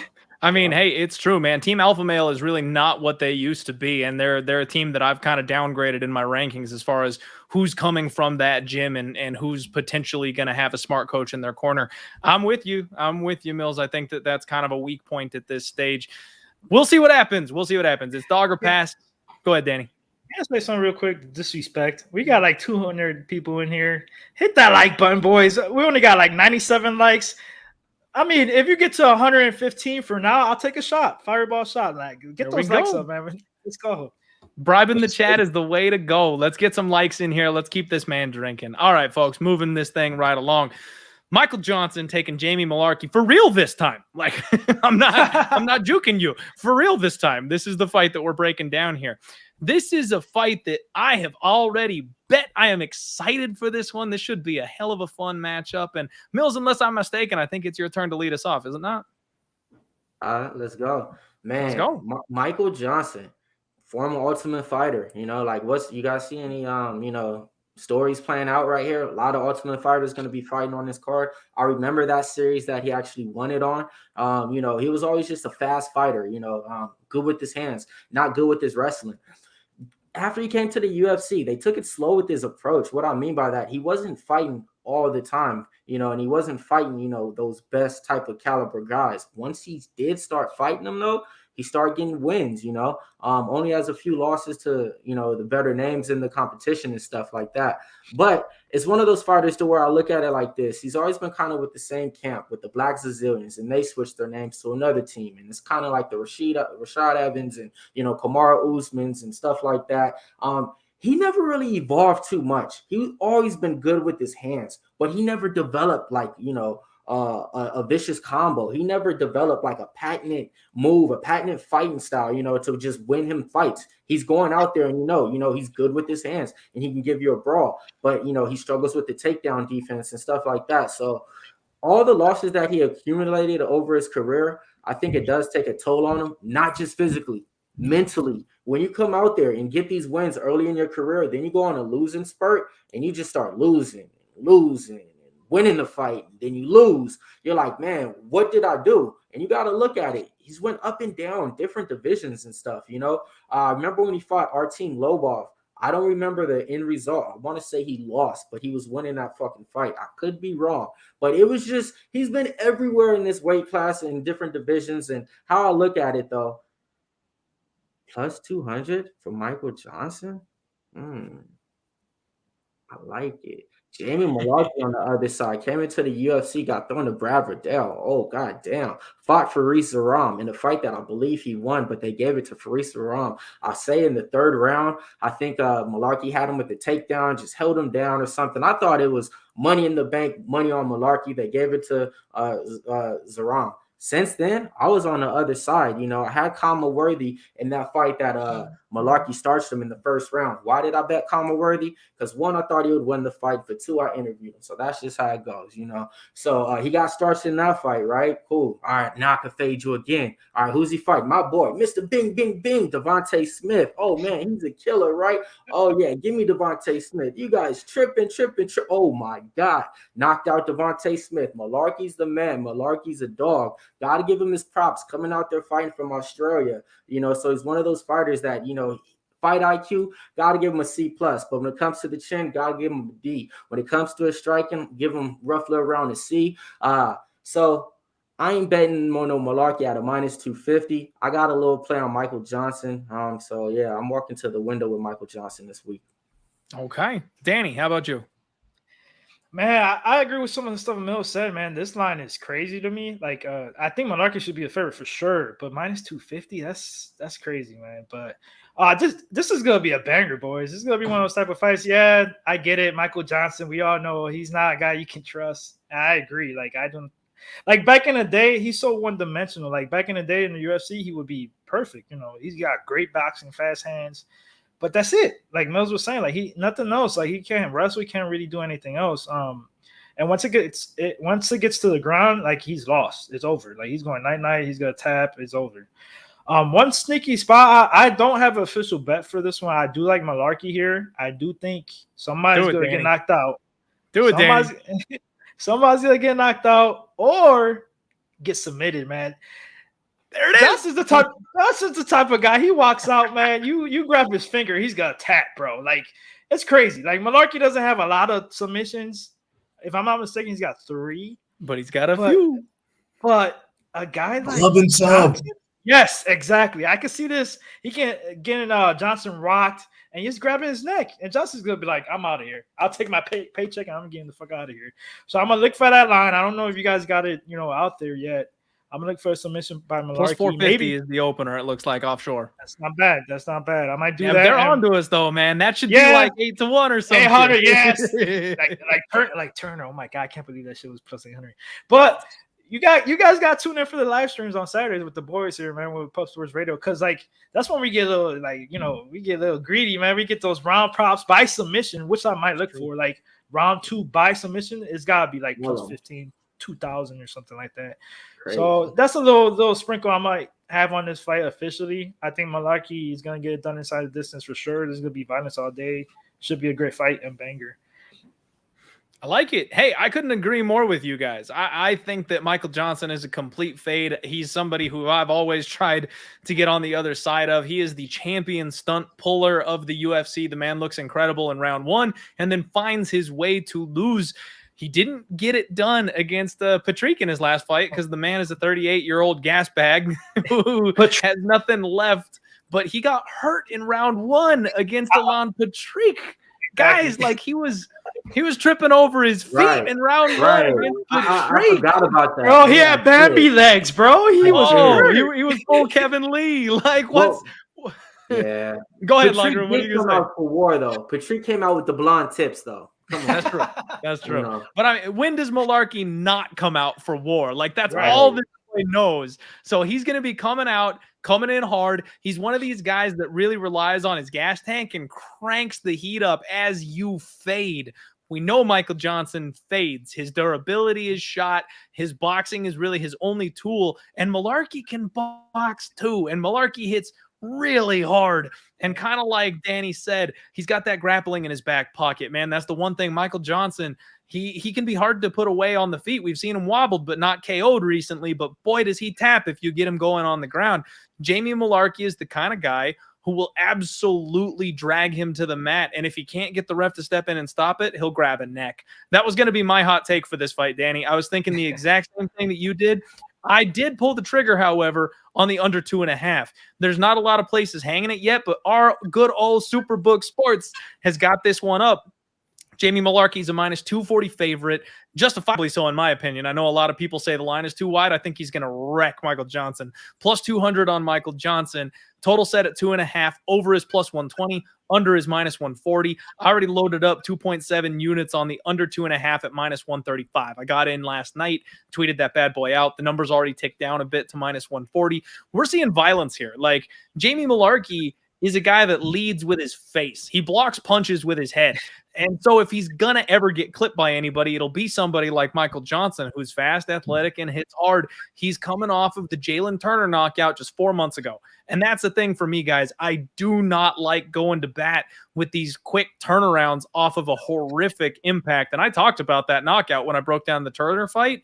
It was scary. Like Mullarkey has steel in his veins. And he was like crying when they like zoomed in on him after the knockout. Bro, when he came to, it was terrifying. You could see he was like shook and trying to figure out what the heck was going on. That's some kind of impact that Turner put on him. And a quick turnaround is not the best idea, in my opinion. I do still think that Mullarkey wins this fight. I think he can knock out or sub Michael Johnson. But if he comes out hard in round 1, I don't see why Johnson can't clip him and knock him out either with those chin concerns I have. So under violence, it makes sense to me. I'm going to pick Mullarkey. I'm betting on violence. Let's get a finish. Billy, what are you doing on this one? Yeah, I'm with you guys with the Mullarkey. We've seen the big athletic, powerful matchup versus Mullarkey with Devontae Smith and Worthy, and we see Mullarkey come out with the W. I feel like Mullarkey has more of a complete overall MMA game versus Johnson. I feel like the low leg kicks could be the I feel like Johnson's just – the boxing style just limits his win condition, and it's really hard for him to really win fights by decision by just pot shotting on the outside. I feel like the biggest concern here would be durability, so I definitely feel you. Alan Patrick might be the only person in the weight class that might be less durable than Michael Johnson. So Johnson could have an early start versus Mullarkey, but I think Mullarkey is going to be able to download the strikes, and I think Mullarkey third round finish is the prop that I'm going to go with. Okay, I like it. So we're all kind of on the same page here in this one, it looks like, relatively speaking. Most of us on the Mullarkey train. We got 201 live viewers. Thank you all so much for spending your 4th of July evenings here with us. We'll try to get through these last couple fights so you can go out and set off some fireworks. Next fight up, we got the big boys. Jared Vanderaa taking on Chase Sherman, the man who is clinging to that UFC contract. God knows how. Chase Sherman and my guy Sam Alvey are the two that they just can't seem to shake, man. Danny, how do you see the big boys rolling here on Saturday? Man, this one, I could tell you how Sherman has a contract to UFC. He got cut, right? And then Romanov had a fight, and his opponent, his fight got canceled. His opponent had an injury or something like that. I'm not sure. And Sherman signed a contract for being a sacrifice. He showed up and got finished by Romanov so easily. It was so easy. Like, that line was insane. I think Romanov was like minus 1,200 or some shit like that. Like, even the round one prop was like juice like crazy. But this one, man, Vanderaa again with the lines, man, minus 185, man. I think it seems a little high. I do like him in this fight. He throws a lot of volume. He's technically a black belt, even though it's insane to me. I was bashing him in the last fight against Oleinik. I had Oleinik by sub easy. People were talking about his black belt. I'm like, come on, bro. There's levels to this. But I think he can actually use it here, man. Sherman, his gas tank's not great. He has some power and things like that, but Vandera's got to out-volume him on the feet. I think he can actually take him down. He doesn't have a lot of takedowns in the UFC, but in this matchup, I think he can. He actually took down Oleinik. And he could use that grappling to edge out a decision here, or maybe a late stoppage. But I'm not going to bet this one, man. I don't like the line, maybe decision prop, but I'll probably pass on this one for sure. Again, Danny, I'm seeing this the exact same way that you are, man. I think this line, you don't want to pay this much for a guy like Jared Vanderaa at this stage of his career. But why the hell can you argue this line is short? I don't get it. Like, Chase Sherman, he's kind of a volume guy. He's got decent power in round one, but if he doesn't finish you in round one, he's really got no heart. He kind of falls apart when he doesn't finish his opponents early, and then he gets tagged up for the rest of the fight unless you can get him out of there. Vanderaa is not really a power puncher. He's more of a volume guy, even though he stared at freaking Andrei Arlovsky because that was his hero in there. And like you mentioned, the black belt, he's only a black belt from top position, man. When he's on his back, he's got nothing. But when he's on top, he's actually pretty dangerous with it. Someone like Sherman, who's shown to be relatively durable but gasses, I think Vandeera's submission is the look. I do think he wins this fight regardless, and I think he can finish. And I think the most likely finish is probably a submission. I mean, maybe a ground and pound if that's what he chooses to go for. But I also think that Sherman kind of just rolls over and gives him his neck at some point. So I'm with you there. I was going to say that I was going to pass on this fight. I was going to say I was going to stay away from it completely because how gross is it to lay minus 170 on Jared Vanderaa? But the more I talk about it, I'm like, why aren't we betting Jared Vanderaa? Like, what is Chase Sherman's path to victory? I straight up don't see it. This guy really decided to take a beating so he could get 2 or 3 more paychecks at the UFC level. He's not getting any better. He's not doing anything new. Like, he is just showing up for a check. And props to him. Hey, if I could show up and make $30,000, $40,000 a paycheck because I got a shiny new contract, I'd do it too. But I don't expect him to win. You know what I mean? Billy, am I crazy? Show me how and why I should bet on Chase Sherman unless you agree with me and Danny. Yeah, no, I definitely do agree with you. Chase Sherman could be undoubtedly one of the worst heavyweights in the division, currently on a 4-fight losing streak. He wasn't able to take punches from anybody, literally. I feel like the icing on the cake was the Collier submission. Vanderaa has a very unorthodox style, low level, but it's worked up until this point. Currently on a 3-fight losing streak, though, but gaining experience. I feel like this could be the Vanderaa coming out party. I definitely agree with you. I like Vanderaa inside a distance here. I don't know how Sherman continues to get these opportunities. Maybe he knows something on Dana White that we don't know, or he's just stupid enough to sign the contract on the dotted line. who knows? But I definitely think Jared Vanderaa coming out party. I never thought I'd bet on him on the Contender Series a couple of years ago, and I never thought I would bet on him again. And flash forward a couple of years, and now we're here, man. I've laid the chalk with Jared Vanderaa on the money line before. It gets scary in the beginning, but I think Vanderaa pulls this one out. I completely agree, man. Chase Sherman is 3-9 in the UFC, folks. 3-9. Locker room, what you got for me? Oh man, Chase Sherman. So this is what his second stint with the UFC. Before that, didn't really have too many wins. I think he had a win over Rashad Cartor. A lot of people that probably remember that name. Remember, that's not a good guy. Only lasted in the UFC to be a punching bag. Besides that, after that, Chase Sherman bounced around, came to BKFC, right? Got some wins, and everybody was like, oh, Chase Sherman is back. He's doing his thing. And, UFC needed heavyweights. They're desperate at the time. COVID was going around. So what they do, they brought him back. What did he do? He got a win over who? Mike and Ike Villanueva, comes back off of a win off of that. So everybody's like, oh, wow, this is the new improved Chase Sherman, right? Nah, man. Same goddamn story. 0-4 right now, coming up in the UFC. But when you look at everybody that he's losing to, of course, they're way better than him, Of course, he's going to lose, So this fight, I look at it like, man, if I'm going to be betting anybody, it's not going to be on the fighter. It's probably going to be a round prop, and I'm going to just sprinkle and just see what happens. Jared Vanderaa trains out of Hemet, California. That's right around like 20 minutes from where I live. Not too high on that guy. We talk about a 0-4 in the last fight. What about a 0-3? Which one's better? Sounds the same fucking shit to me. All right, man. So when it comes down to it, Jared Vanderaa, caught myself betting on him, right? Found myself winning with them once. That one time that I won, I look back on it and I thought I was a genius. I'm like, no, you guys are tripping. Vanderaa kind of good. He's kind of good. He beat Justin Tafa, bro. Like, he has one win in the UFC against Justin Tafa. Like, and I had to look at it and I'm like, wait. That's like me betting somebody who beat Rogue Martinez and thinking, no. But in that fight, he went for 130 strikes and, and I start building up a case to start believing that Jared Vanderaa is a little bit better than what I've seen. I remember after the last fight, I want to say, after he got choked out by Alexander Oleinik, went over to him and asked him, like, how to do that choke as if he would ever be able to execute it or something, So Jared Vanderaa, minus 170, I found myself almost putting him on the board this week, folks. And I was like, I can't. I'm not going to do a minus 170 off of fading him just off of the horribleness of Chase Sherman. Fight IQ on both these fighters, C. When it comes to the fight camps, none of them got a good fight camp. Typical matchup in there, sloppy versus sloppier. So I just see this one playing out real sloppy, and I got better things to bet on in this fight. If I was going to lean on a pick, I would say Jared Vanderaa is going to win.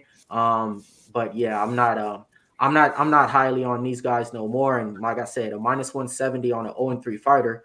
Goddamn, we're saying the same thing about Cynthia Calvillo, right? Minus 150. She's 0-3. Why are we looking at this as if this is anything different? And like I said, the one win, Justin Tafa, if it was somebody else, I would be like, okay, I get it, but like, you got to win over Justin Tafa. Justin Tafa at the time had like 4 or 5 fights, They only signed him because he looks like a Mark Hunt and shit like that, So it's like, oh man, I'm not too high on that.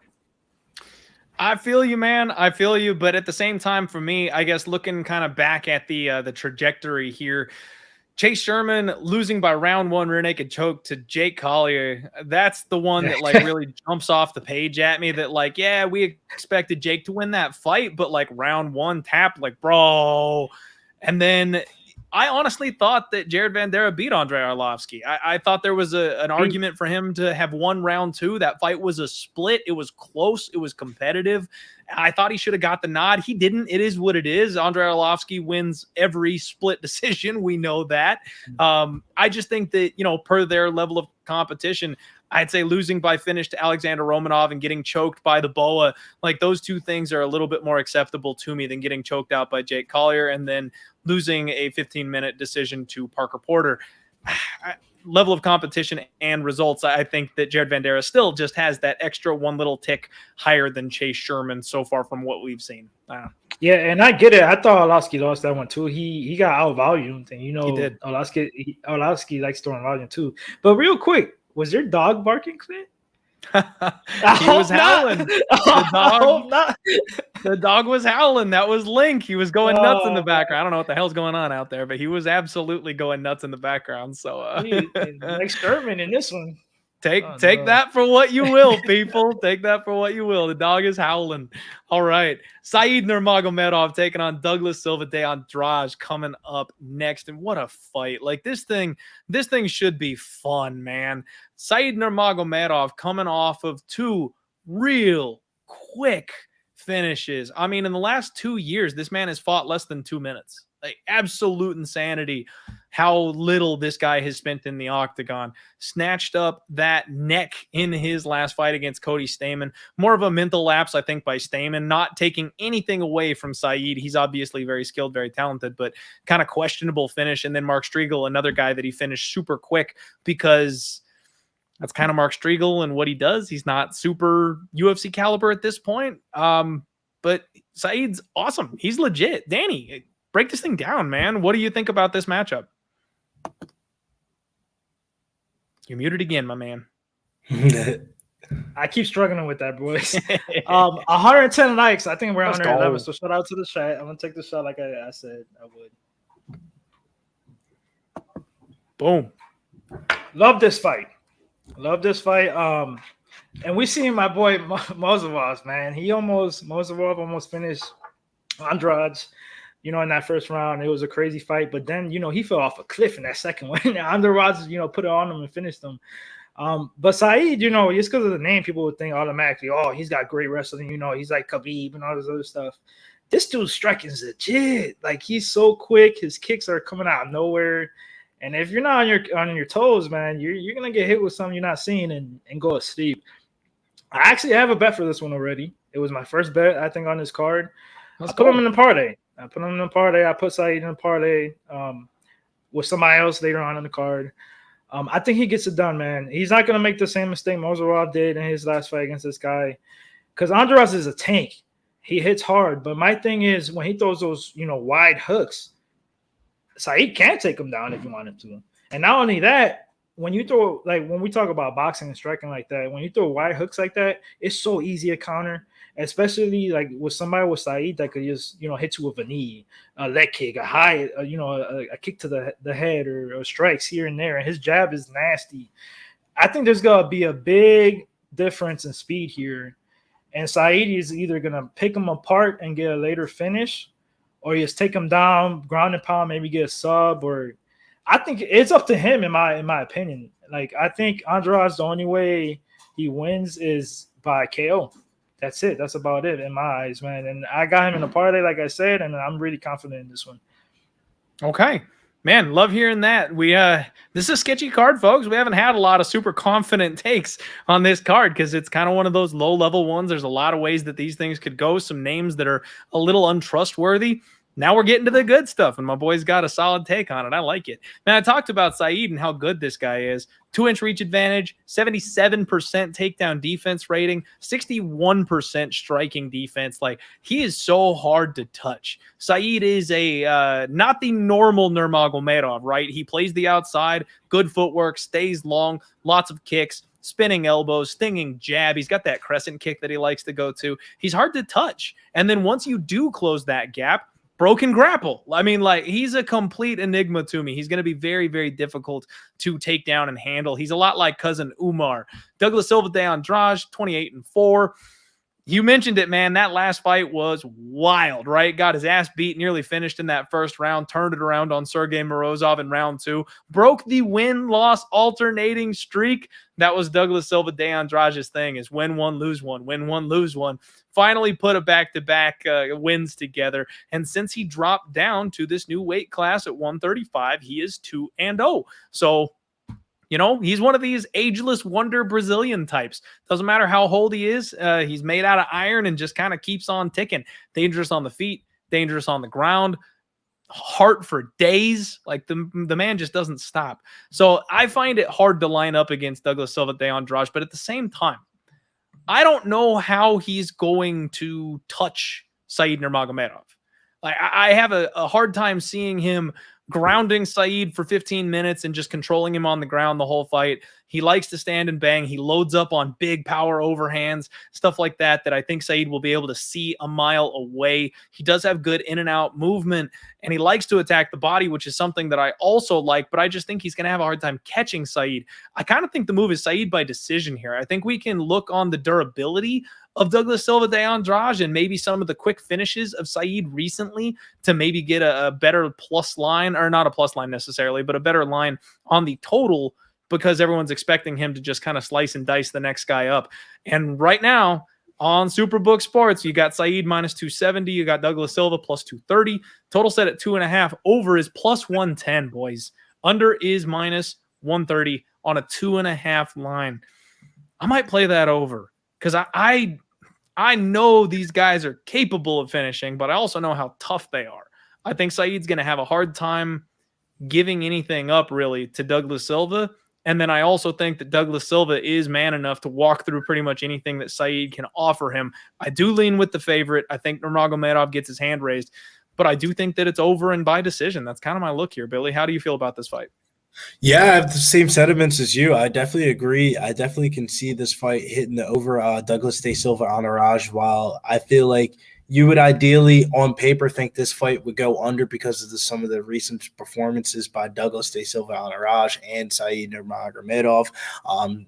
I feel like ultimately, though, Douglas de Silva Andrade has only been finished by Rob Font, Peter Yan, and I feel like Saeed Nurmagomedov isn't going to be able to finish Douglas de Silva Andrade. So I definitely think he can win by decision pretty easily. I would say he's a better technical striker, while I feel like Douglas de Silva has the power advantage. I feel like the technical striking from Saeed is going to be too much for Douglas de Silva Andrade to handle for 15 minutes, and should be a pretty, I wouldn't say easy win, but if Saeed can have a good gas tank, put together all the things that we've seen in his other performances, I definitely think he could win this fight. But the justifiable of the price tag, though, at minus 300 in some places, 250 opener, I don't know if I'm going to be parlaying Saeed, but I definitely would attack that decision prop. Okay, makes sense. Locker room, not only do I want to hear your breakdown, but I think you got a little something for us. Yeah, man, it's about time to go ahead and open up this UFC NFT pack. We got this legendary pack yesterday. Since we got a Nurmagomedov on the card, it's only right that I open up the legendary pack and we hopefully get a Nurmagomedov in the card. So this is how it goes. Pub Sports, we're officially sponsored, by UFC NFT Strike. You might want to go ahead and sign up right now. We have a link out there on Twitter. Everybody that signs up right now today, you will get a free Izzy NFT, and that does end tomorrow. So go ahead and use the link on the Twitter on the Pub Sports Radio site. So let's go ahead and open it, man. And the value on some of these are crazy. It's like owning stock. Let's go. I love the sound. See what we got.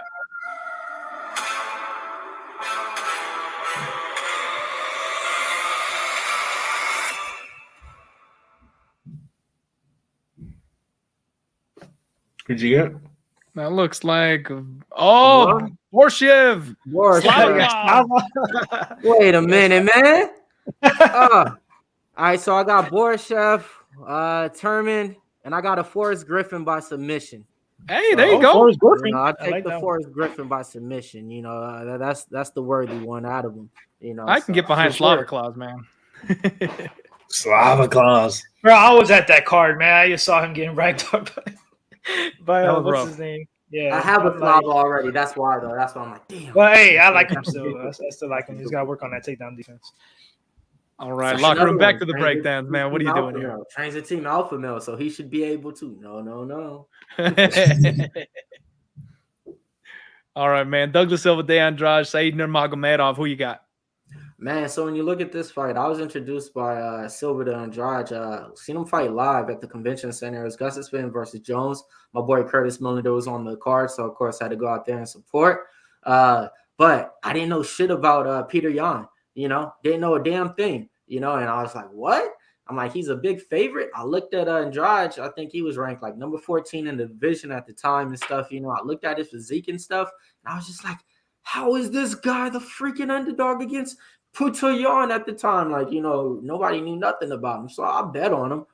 And man, he looked good in for the first 2 minutes of that fight. After that, man, he just gassed out. Didn't look good at all. So it was one of those guys where I learned about him the wrong way, So ever since then, I've been kind of staying away from him. His last 2 fights, though, he did pull off wins moving down to this weight class. I was on the other side. I had my boy Sergey Murzov. Man, I remember it like it was yesterday. I was in the Discord talking. Yeah, man, told you guys, Sergey this, Sergey that. So confident about the bet. Watching in the first round, second round, something happens, and I'm like, wait, what just happened? Wait, what? So, he definitely got the upper hand in that one. On the other side, you got the Nurmagomedov. I think he opened up at a -230, -240. But just like any Nurmagomedov, as the week goes, people's just going to come in and parlay that. When I look at the fight IQ, got to give him around a C-. When I look at the fight resume, I ain't really impressed. When I look at this matchup, man, it's going to be explosive. Something like fireworks. Deep Andrade can knock out anybody. Nurmagomedov, not your typical Russian fighter. He's not going to be the boring type. He's actually going to give you something that you want to strike to, too. Finishing ability, I got to go with Andrade.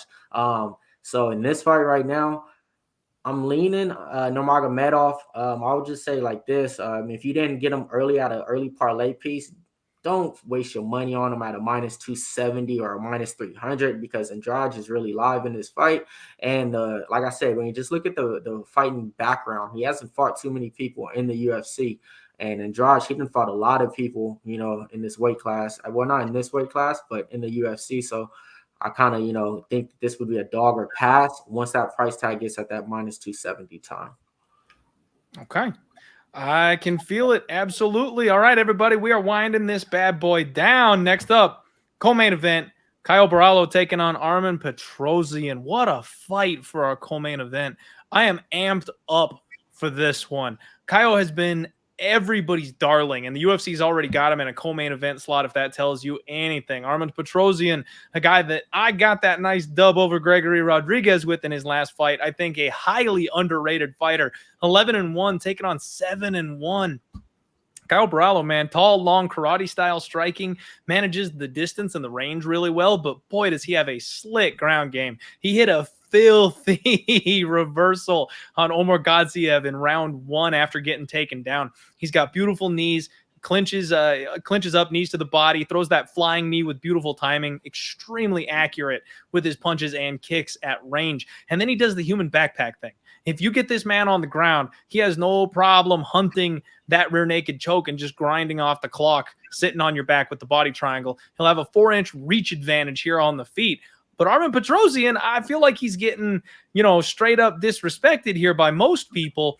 He can fight, man. High-powered kickboxer, big for the division. He's explosive, good footwork. Dude is durable. He attacks the legs and the body with kicks. His hardest shots, though, are in boxing range. We saw him go to war with the hands in his last fight with Rodriguez. Showed off some real good durability and fight IQ. Whenever he got rocked by Rodriguez, he was on the move. He was making the big man chase him, landing some jabs at him when he got the opportunity, and real good urgency to get back to the feet. That's kind of this guy's thing. He's got a 37% takedown defense, but he has drilled get-ups to the max. So even though you get him down, you're not keeping him there. He immediately works to the cage. He immediately gets back up. The only problem for me is that Petrosyan has a tendency to turn his back and give it up to his opponents. And against a guy like Caio, you can't be doing that. He will jump on your back and body triangle you the very first opportunity you give him, and then you're never getting up again because he knows how to control that position. So as much as I know I just said that he was getting disrespected, guys, I would love to go back to war here with my guy Petrosyan at +175, -200 on Caio Borralho. That was one of my first looks on this card as I went, oh, baby. Everybody's going to be looking ahead of my guy, and I'm going to get another beautiful dog price on Armen Petrosyan. He's going to show up and shock everybody. I don't think so, guys. I really don't think so. I think this is going to be competitive on the feet, but I think that Caio Borralho is going to control the range on the feet, and then once they do end up crashing into each other, I think Caio is going to be able to grab the back and take this guy's, control him, keep him on the mat. Even if Petrosyan doesn't get submitted, I just think that Caio is going to be able to eat the clock off. it's one of those spots for me where I leaned one way, watched the tape, and I'm extremely confident on the other side. If anything, I would be laying it here with Borralho. That makes me sad because I love going back to war with my dogs, especially when they're as feisty as one like Tresean. But if this is a 15-minute kickboxing match, give me the dog all day. It'll be close, it'll be competitive, but as soon as it hits the mat, there's a match thing. And he's got the reach on the feet. It's a sketchy spot. I think it's favored or pass. Billy, what about you? Yeah, I definitely think it's going to be favored or pass for me here in this spot here. I feel like Borralho, I love his striking southpaw kicking style.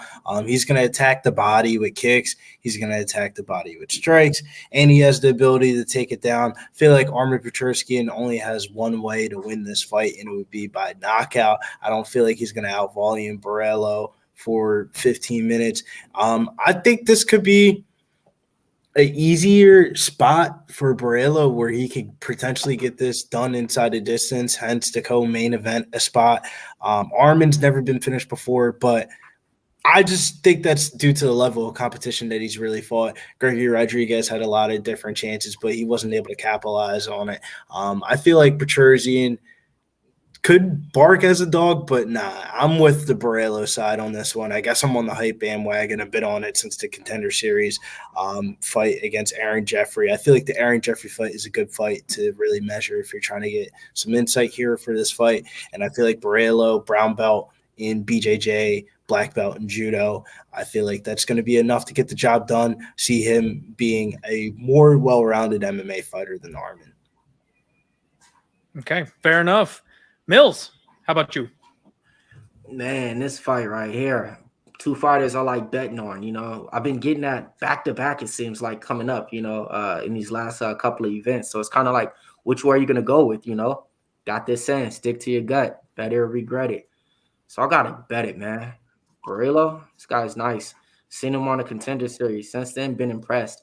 He was supposed to have a fight, got canceled, got rescheduled. When it comes down to the fight IQ, rated high, B+. What do you mean? Diverse. He can do everything. 4 KOs, 3 submissions, 3 decisions. Training with Damian Maia. It's damn near like he sleeps there or something. So, he has that experience from a veteran like that to where he's never going to be, out of the fight. He can always rely on his jiu-jitsu. Second time in the co-main event spot, he already fought in the co-main event spot prior to it. You would think, why would they put a guy making his debut in the co-main event his first time? They did that. Now it's the second time. So it ain't going to be no nerves when he's walking out into that ring or anything like that. His striking, really legit. He sets up his takedowns real good. Good single legs. The thing that I like, too, in this fight, I would definitely be leaning the over, not the over 2.5. I just need round 3 to start, So, that's the thing with me. So I'm going to be leaning for round 3 to start in this fight. The opening line, I got him at a -180. Money's coming in on him. Armen Tresean, last time he fought, it was Gregory Rodriguez. Seen him on the Contender Series, and he got my eyes, won by a head kick knockout. So I was like, all right, man, got to watch this guy. Got to bet him on him next time. So I had him in that fight against Gregory Rodriguez. But when it comes down to a Borralho, I think he's just something special. I think he's something dangerous. And I think he can win different paths of victory. I think he can win by a TKO. I think he can submit him.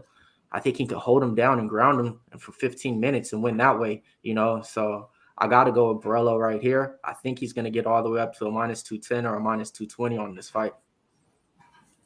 Okay. Strong take there. Danny, how about you, man? Mills, he's already there, bro. On my book, he's already -220. So it's just going. It's getting steamed. Damn. But, okay. Yeah, man. Earlier this week, man. Second leg of the parlay, Borralho, man. I got on my -175. I didn't even want to. That's how confident I was. I didn't even want to bet him straight. I'm like, I got Saeed. I'm confident in that, and I got +116. I put 3 units on that. Borralho's the real deal, man. Like, the chat beat me to it. Like, the kid, since he was young, he's been training with Damian Maia for years. And his striking, I love his movement. He's always on his toes, movement, things like that. And people are talking. Yeah, people are talking about like Tresean having like a huge striking advantage. I don't see that. I think it's gonna be even at the least. Like, I think Borralho actually might even be a little bit better.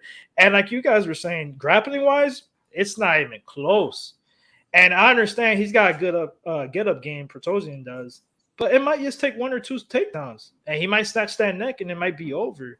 I mean, I just see Borralho here all day, and the line movement just shows you, man. Like, and somebody else in the chat beat me to it, man. And Mills even said it.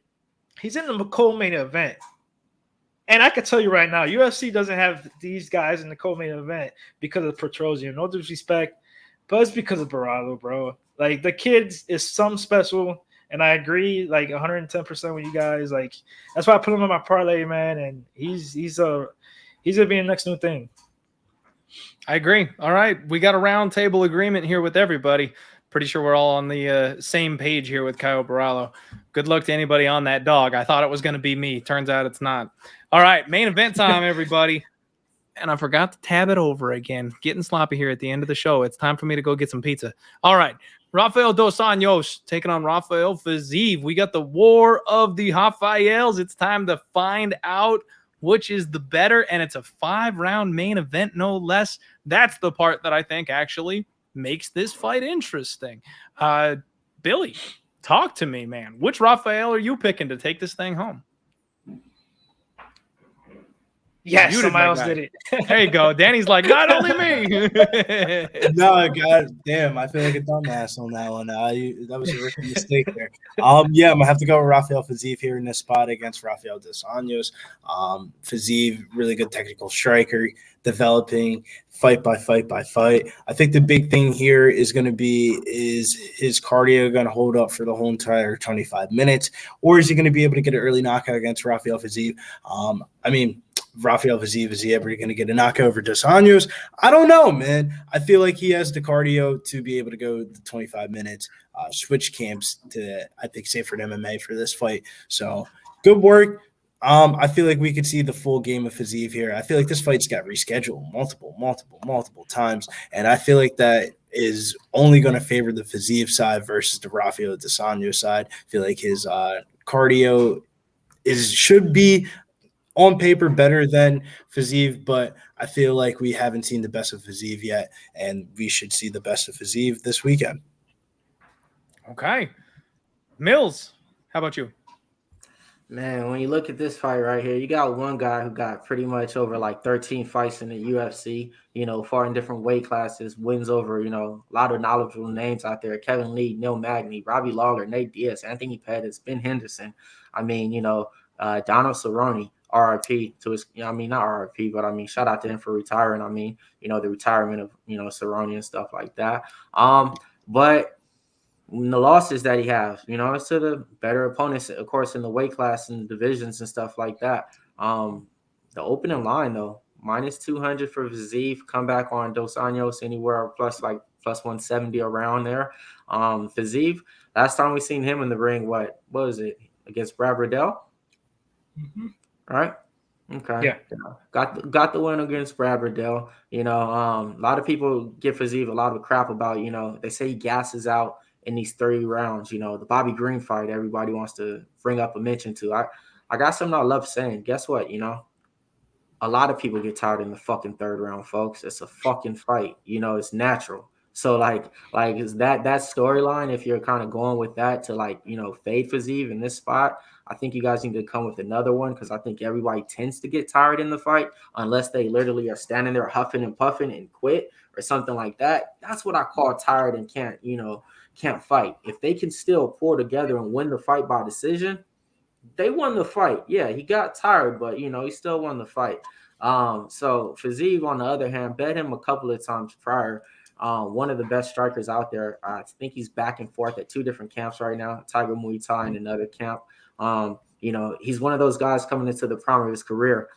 Dos Anjos, he's on the back end of his career right now. So he's been begging for that fight. That fight got canceled. What happened? He got a fight with Marcano. I played him in there, minus 210 or something. Dominated in there. Didn't finish him. He did use his wrestling, though, and everything. So I was like, all right, man, if you're fighting like this, god damn, how come I wasn't betting on you before? You look like an excellent fucking parlay piece to get you money, game plan and everything. But when it comes to it, Fiziev, I think he's just going to be able to win on the feet. I think he's going to be able to stuff the takedowns as well. I will like over 3.5 rounds in this fight as well. If you're going to ask me who's going to win the fight, I'm going to say Fiziev. I'm probably going to have him as one leg of my parlay with somebody else in the week. Okay. All right. I don't mind it. Danny, wrap us up, man. How about you? Yes, sir, man. I'm happy this fight is going to happen finally. But my thing was, if this fight happened for RDA's first fight in a while, I would have bet Fiziev for sure, because we finally saw him against Marcano, and he looked great. He looked great.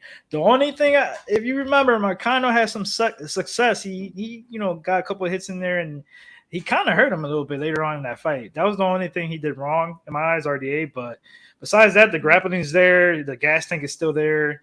And Fiziev's never fought in 5 rounds, man. And I can see what you're saying, Mills, but I gotta disagree. Like, we're all humans. Everybody's gas tanks, and somebody can strike, 100 strikes for three rounds, and the other guy could strike, 300 strikes and be fine. So gas tanks are all different. It depends who they are and what their styles are. I don't have a bet on this fight, but I gotta bet RDA in this one if I do. Like, I'm looking at maybe decision. I might actually do round 4 or 5 or decision. That's gonna be a nice line. It's probably be like around plus 250, and then sprinkle like round 4 or 5, because I think there's a chance that he can get a submission here later on. We're on Fiziev, and the thing is, when you face a kickboxer that's facing a wrestler, you can't throw as many kicks as you want, because they get a hold of that leg and they could take you down, or at least take you to the fence and get some control time on the fence and things like that. And RDA is a vet, and at once I gotta bet him here. Like, I'm minus 250, minus 280 for Fiziev. I can't do it, and I'm not even sure if he could finish him, because the last time RDA has been finished, if I'm not mistaken, was by Eddie Alvarez, and that was like, I don't know how long ago. That was a long ass time ago. So it was 2016. Yeah, so I gotta go with RDA in this one, in my opinion. That number's crazy to me. Yeah, so I mean, great points brought up by the entire panel, man. I'm kind of leaning a little bit with Danny here, and I've made a bad habit of being on the wrong side of Rafael Fiziev. I told myself I would stop it. I would just quit trying to bet against this man, because I do think that he is legit. Thank God didn't try to fade him his last time out. But here I am again thinking about it, and I think the big reasoning for me behind maybe betting against him is because you watch that Bobby Green fight and how tired he was getting in that 3rd round. We just don't have proof that this guy looks the same in rounds 4 and 5. Maybe he does, but betting that unknown is where you find that value if you can cover your eyes and take that blind shot at it. Man, RDA, the reason he got knocked out by Eddie Alvarez was because that's when he was mismanaging his cut. He couldn't make 155 anymore. It was wearing on him. You could see it, fight after fight. It was a problem. Moves up to 170 after that, and only loses to the elite at 170. I mean, literally just the top 3 guys of the division are the ones that beat him, and they all grind him out in 15 and 25-minute decisions. You don't put away Rafael dos Anjos. He is tough as nails. And that's where I'm with Danny. I think the grappling is going to change things a little bit. I think it might force Rafael Fiziev to be a little bit more low volume with his striking. And then I don't know what his gas tank is going to look like at the end of rounds 3 and 4 if RDA just keeps coming. I do think we could have a shark in the waters late here, round 4, round 5. If he can steal those, all we got to do is swing round 1 or 2, make it close, make it tight. We might get a split decision coming up here in this one. And in that kind of a case, I got to lean with the dog. I haven't bet anything yet, but I got to tell you guys, plus 185 on RDA in a 5-round main event where he's strongest at lightweight. That all sounds like good news to me. Rafael Fiziev at minus 215. I get it. Trust me, I get it. But this is going to be a dog or pass spot for me. Another spot where Fiziev just has got to prove it to me. I don't know that I'm going to actually get to the window betting against him, but I'm definitely not going to be betting on him with the questions for that 5-round experience and the fact that, he hasn't really showed us what he's capable of against the primary grappler. I want to look back at his recent run here at lightweight, and it's Brad Riddell, a guy that he mixes in the takedowns here and there. He knocked out Marcano. And, I mean, people thought Marcano was going to get takedowns. He ended up getting his head sent to the 10th row bleacher. Yep. Exactly. And Moicano, I mean, he got it done in round 1, so we never got to really see the grappling there. Mark Diakiese wasn't really grappling at that stage of his career when they fought. Bobby Green, a guy that's more than willing to stand and trade with you on the feet. And like I said, He gave him trouble. That's the one where he had this man in trouble. Bobby Green did. So yeah, I mean, I know that Fiziev has that 95% takedown defense, one of the most ridiculous stats you'll ever see at this point of his career. But even just making him work that takedown defense, gonna put some blood in those arms, gonna tire out those legs. Like, yeah, man, I think we could see a very close decision in this fight. I might bet that split prop. I think the over is a good look because without, a bad weight cut or something like that, Rafael dos Anjos has been very durable throughout his career. So I don't have a number on a total yet, but I think the over has some merit to it.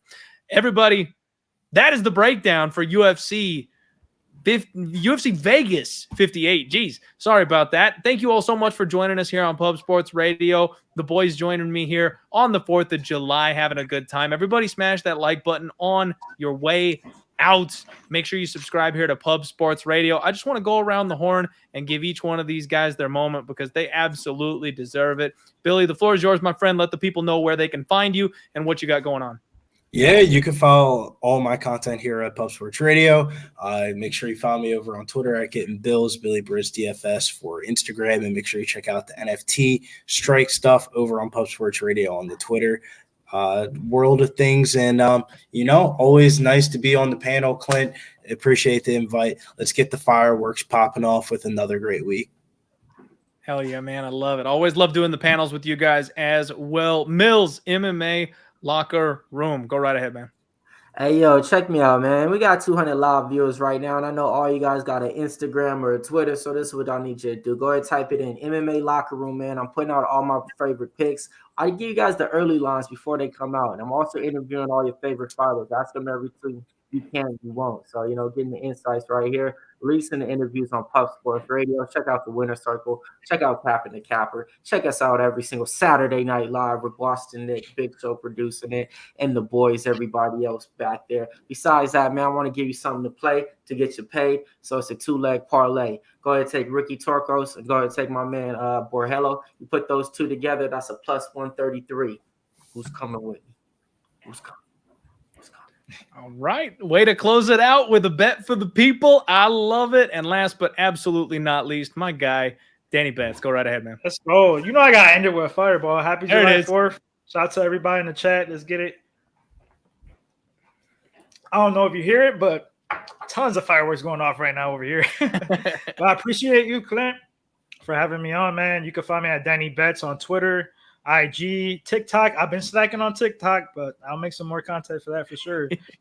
I'm always putting my plays out there, my bets out there. I'm always open for conversations about fights and things like that in my DMs or on Twitter. Another thing, if you guys like boxing, man, our show with me and my boy Preston on Tuesdays tomorrow, 8 Eastern. We always go live, giving out our best bets for every upcoming fights like this one coming up. And since I'm here, I'm gonna do the same shit Mills did. I already got a bet for this Saturday. It's Vargas. Look him up. He's fighting my Gaxo. He's minus 120. I put 2.4 units on him to win. I think he gets it done by decision. So if you want to sprinkle that too, you probably get a decent number. But yeah, man, you can follow me here on Pub Sports every Saturday too for the live streams. Let's get it. All right. Those are the boys. Everybody, make sure you support these guys right here at Pub Sports Radio. Thank you all again for hanging out with us here on a Monday. We got a ton of content coming to you. Like the boys mentioned, all their shows. Of course, Jimmy the Bag breaking down everything, and it's only baseball season right now. So, make sure you check out Sharpie and Connor Mack and Razor. Yes. I mean, all the boys here at Pub Sports Radio got badass content coming for you. So come hang out with us, everybody. We will see you on Thursday for the Total Takedown, the Friday Undefeated post weigh-in show. Keep it locked onto social media for all the official picks and plays. Love you guys. Make sure you stay safe out there. If you're drinking, get a DD. Make sure you're not driving behind the wheel intoxicated or anything. Set off some damn fireworks, though. Go have fun. Don't lose a finger. Everybody have a great night. We'll see you next time. Let's roll.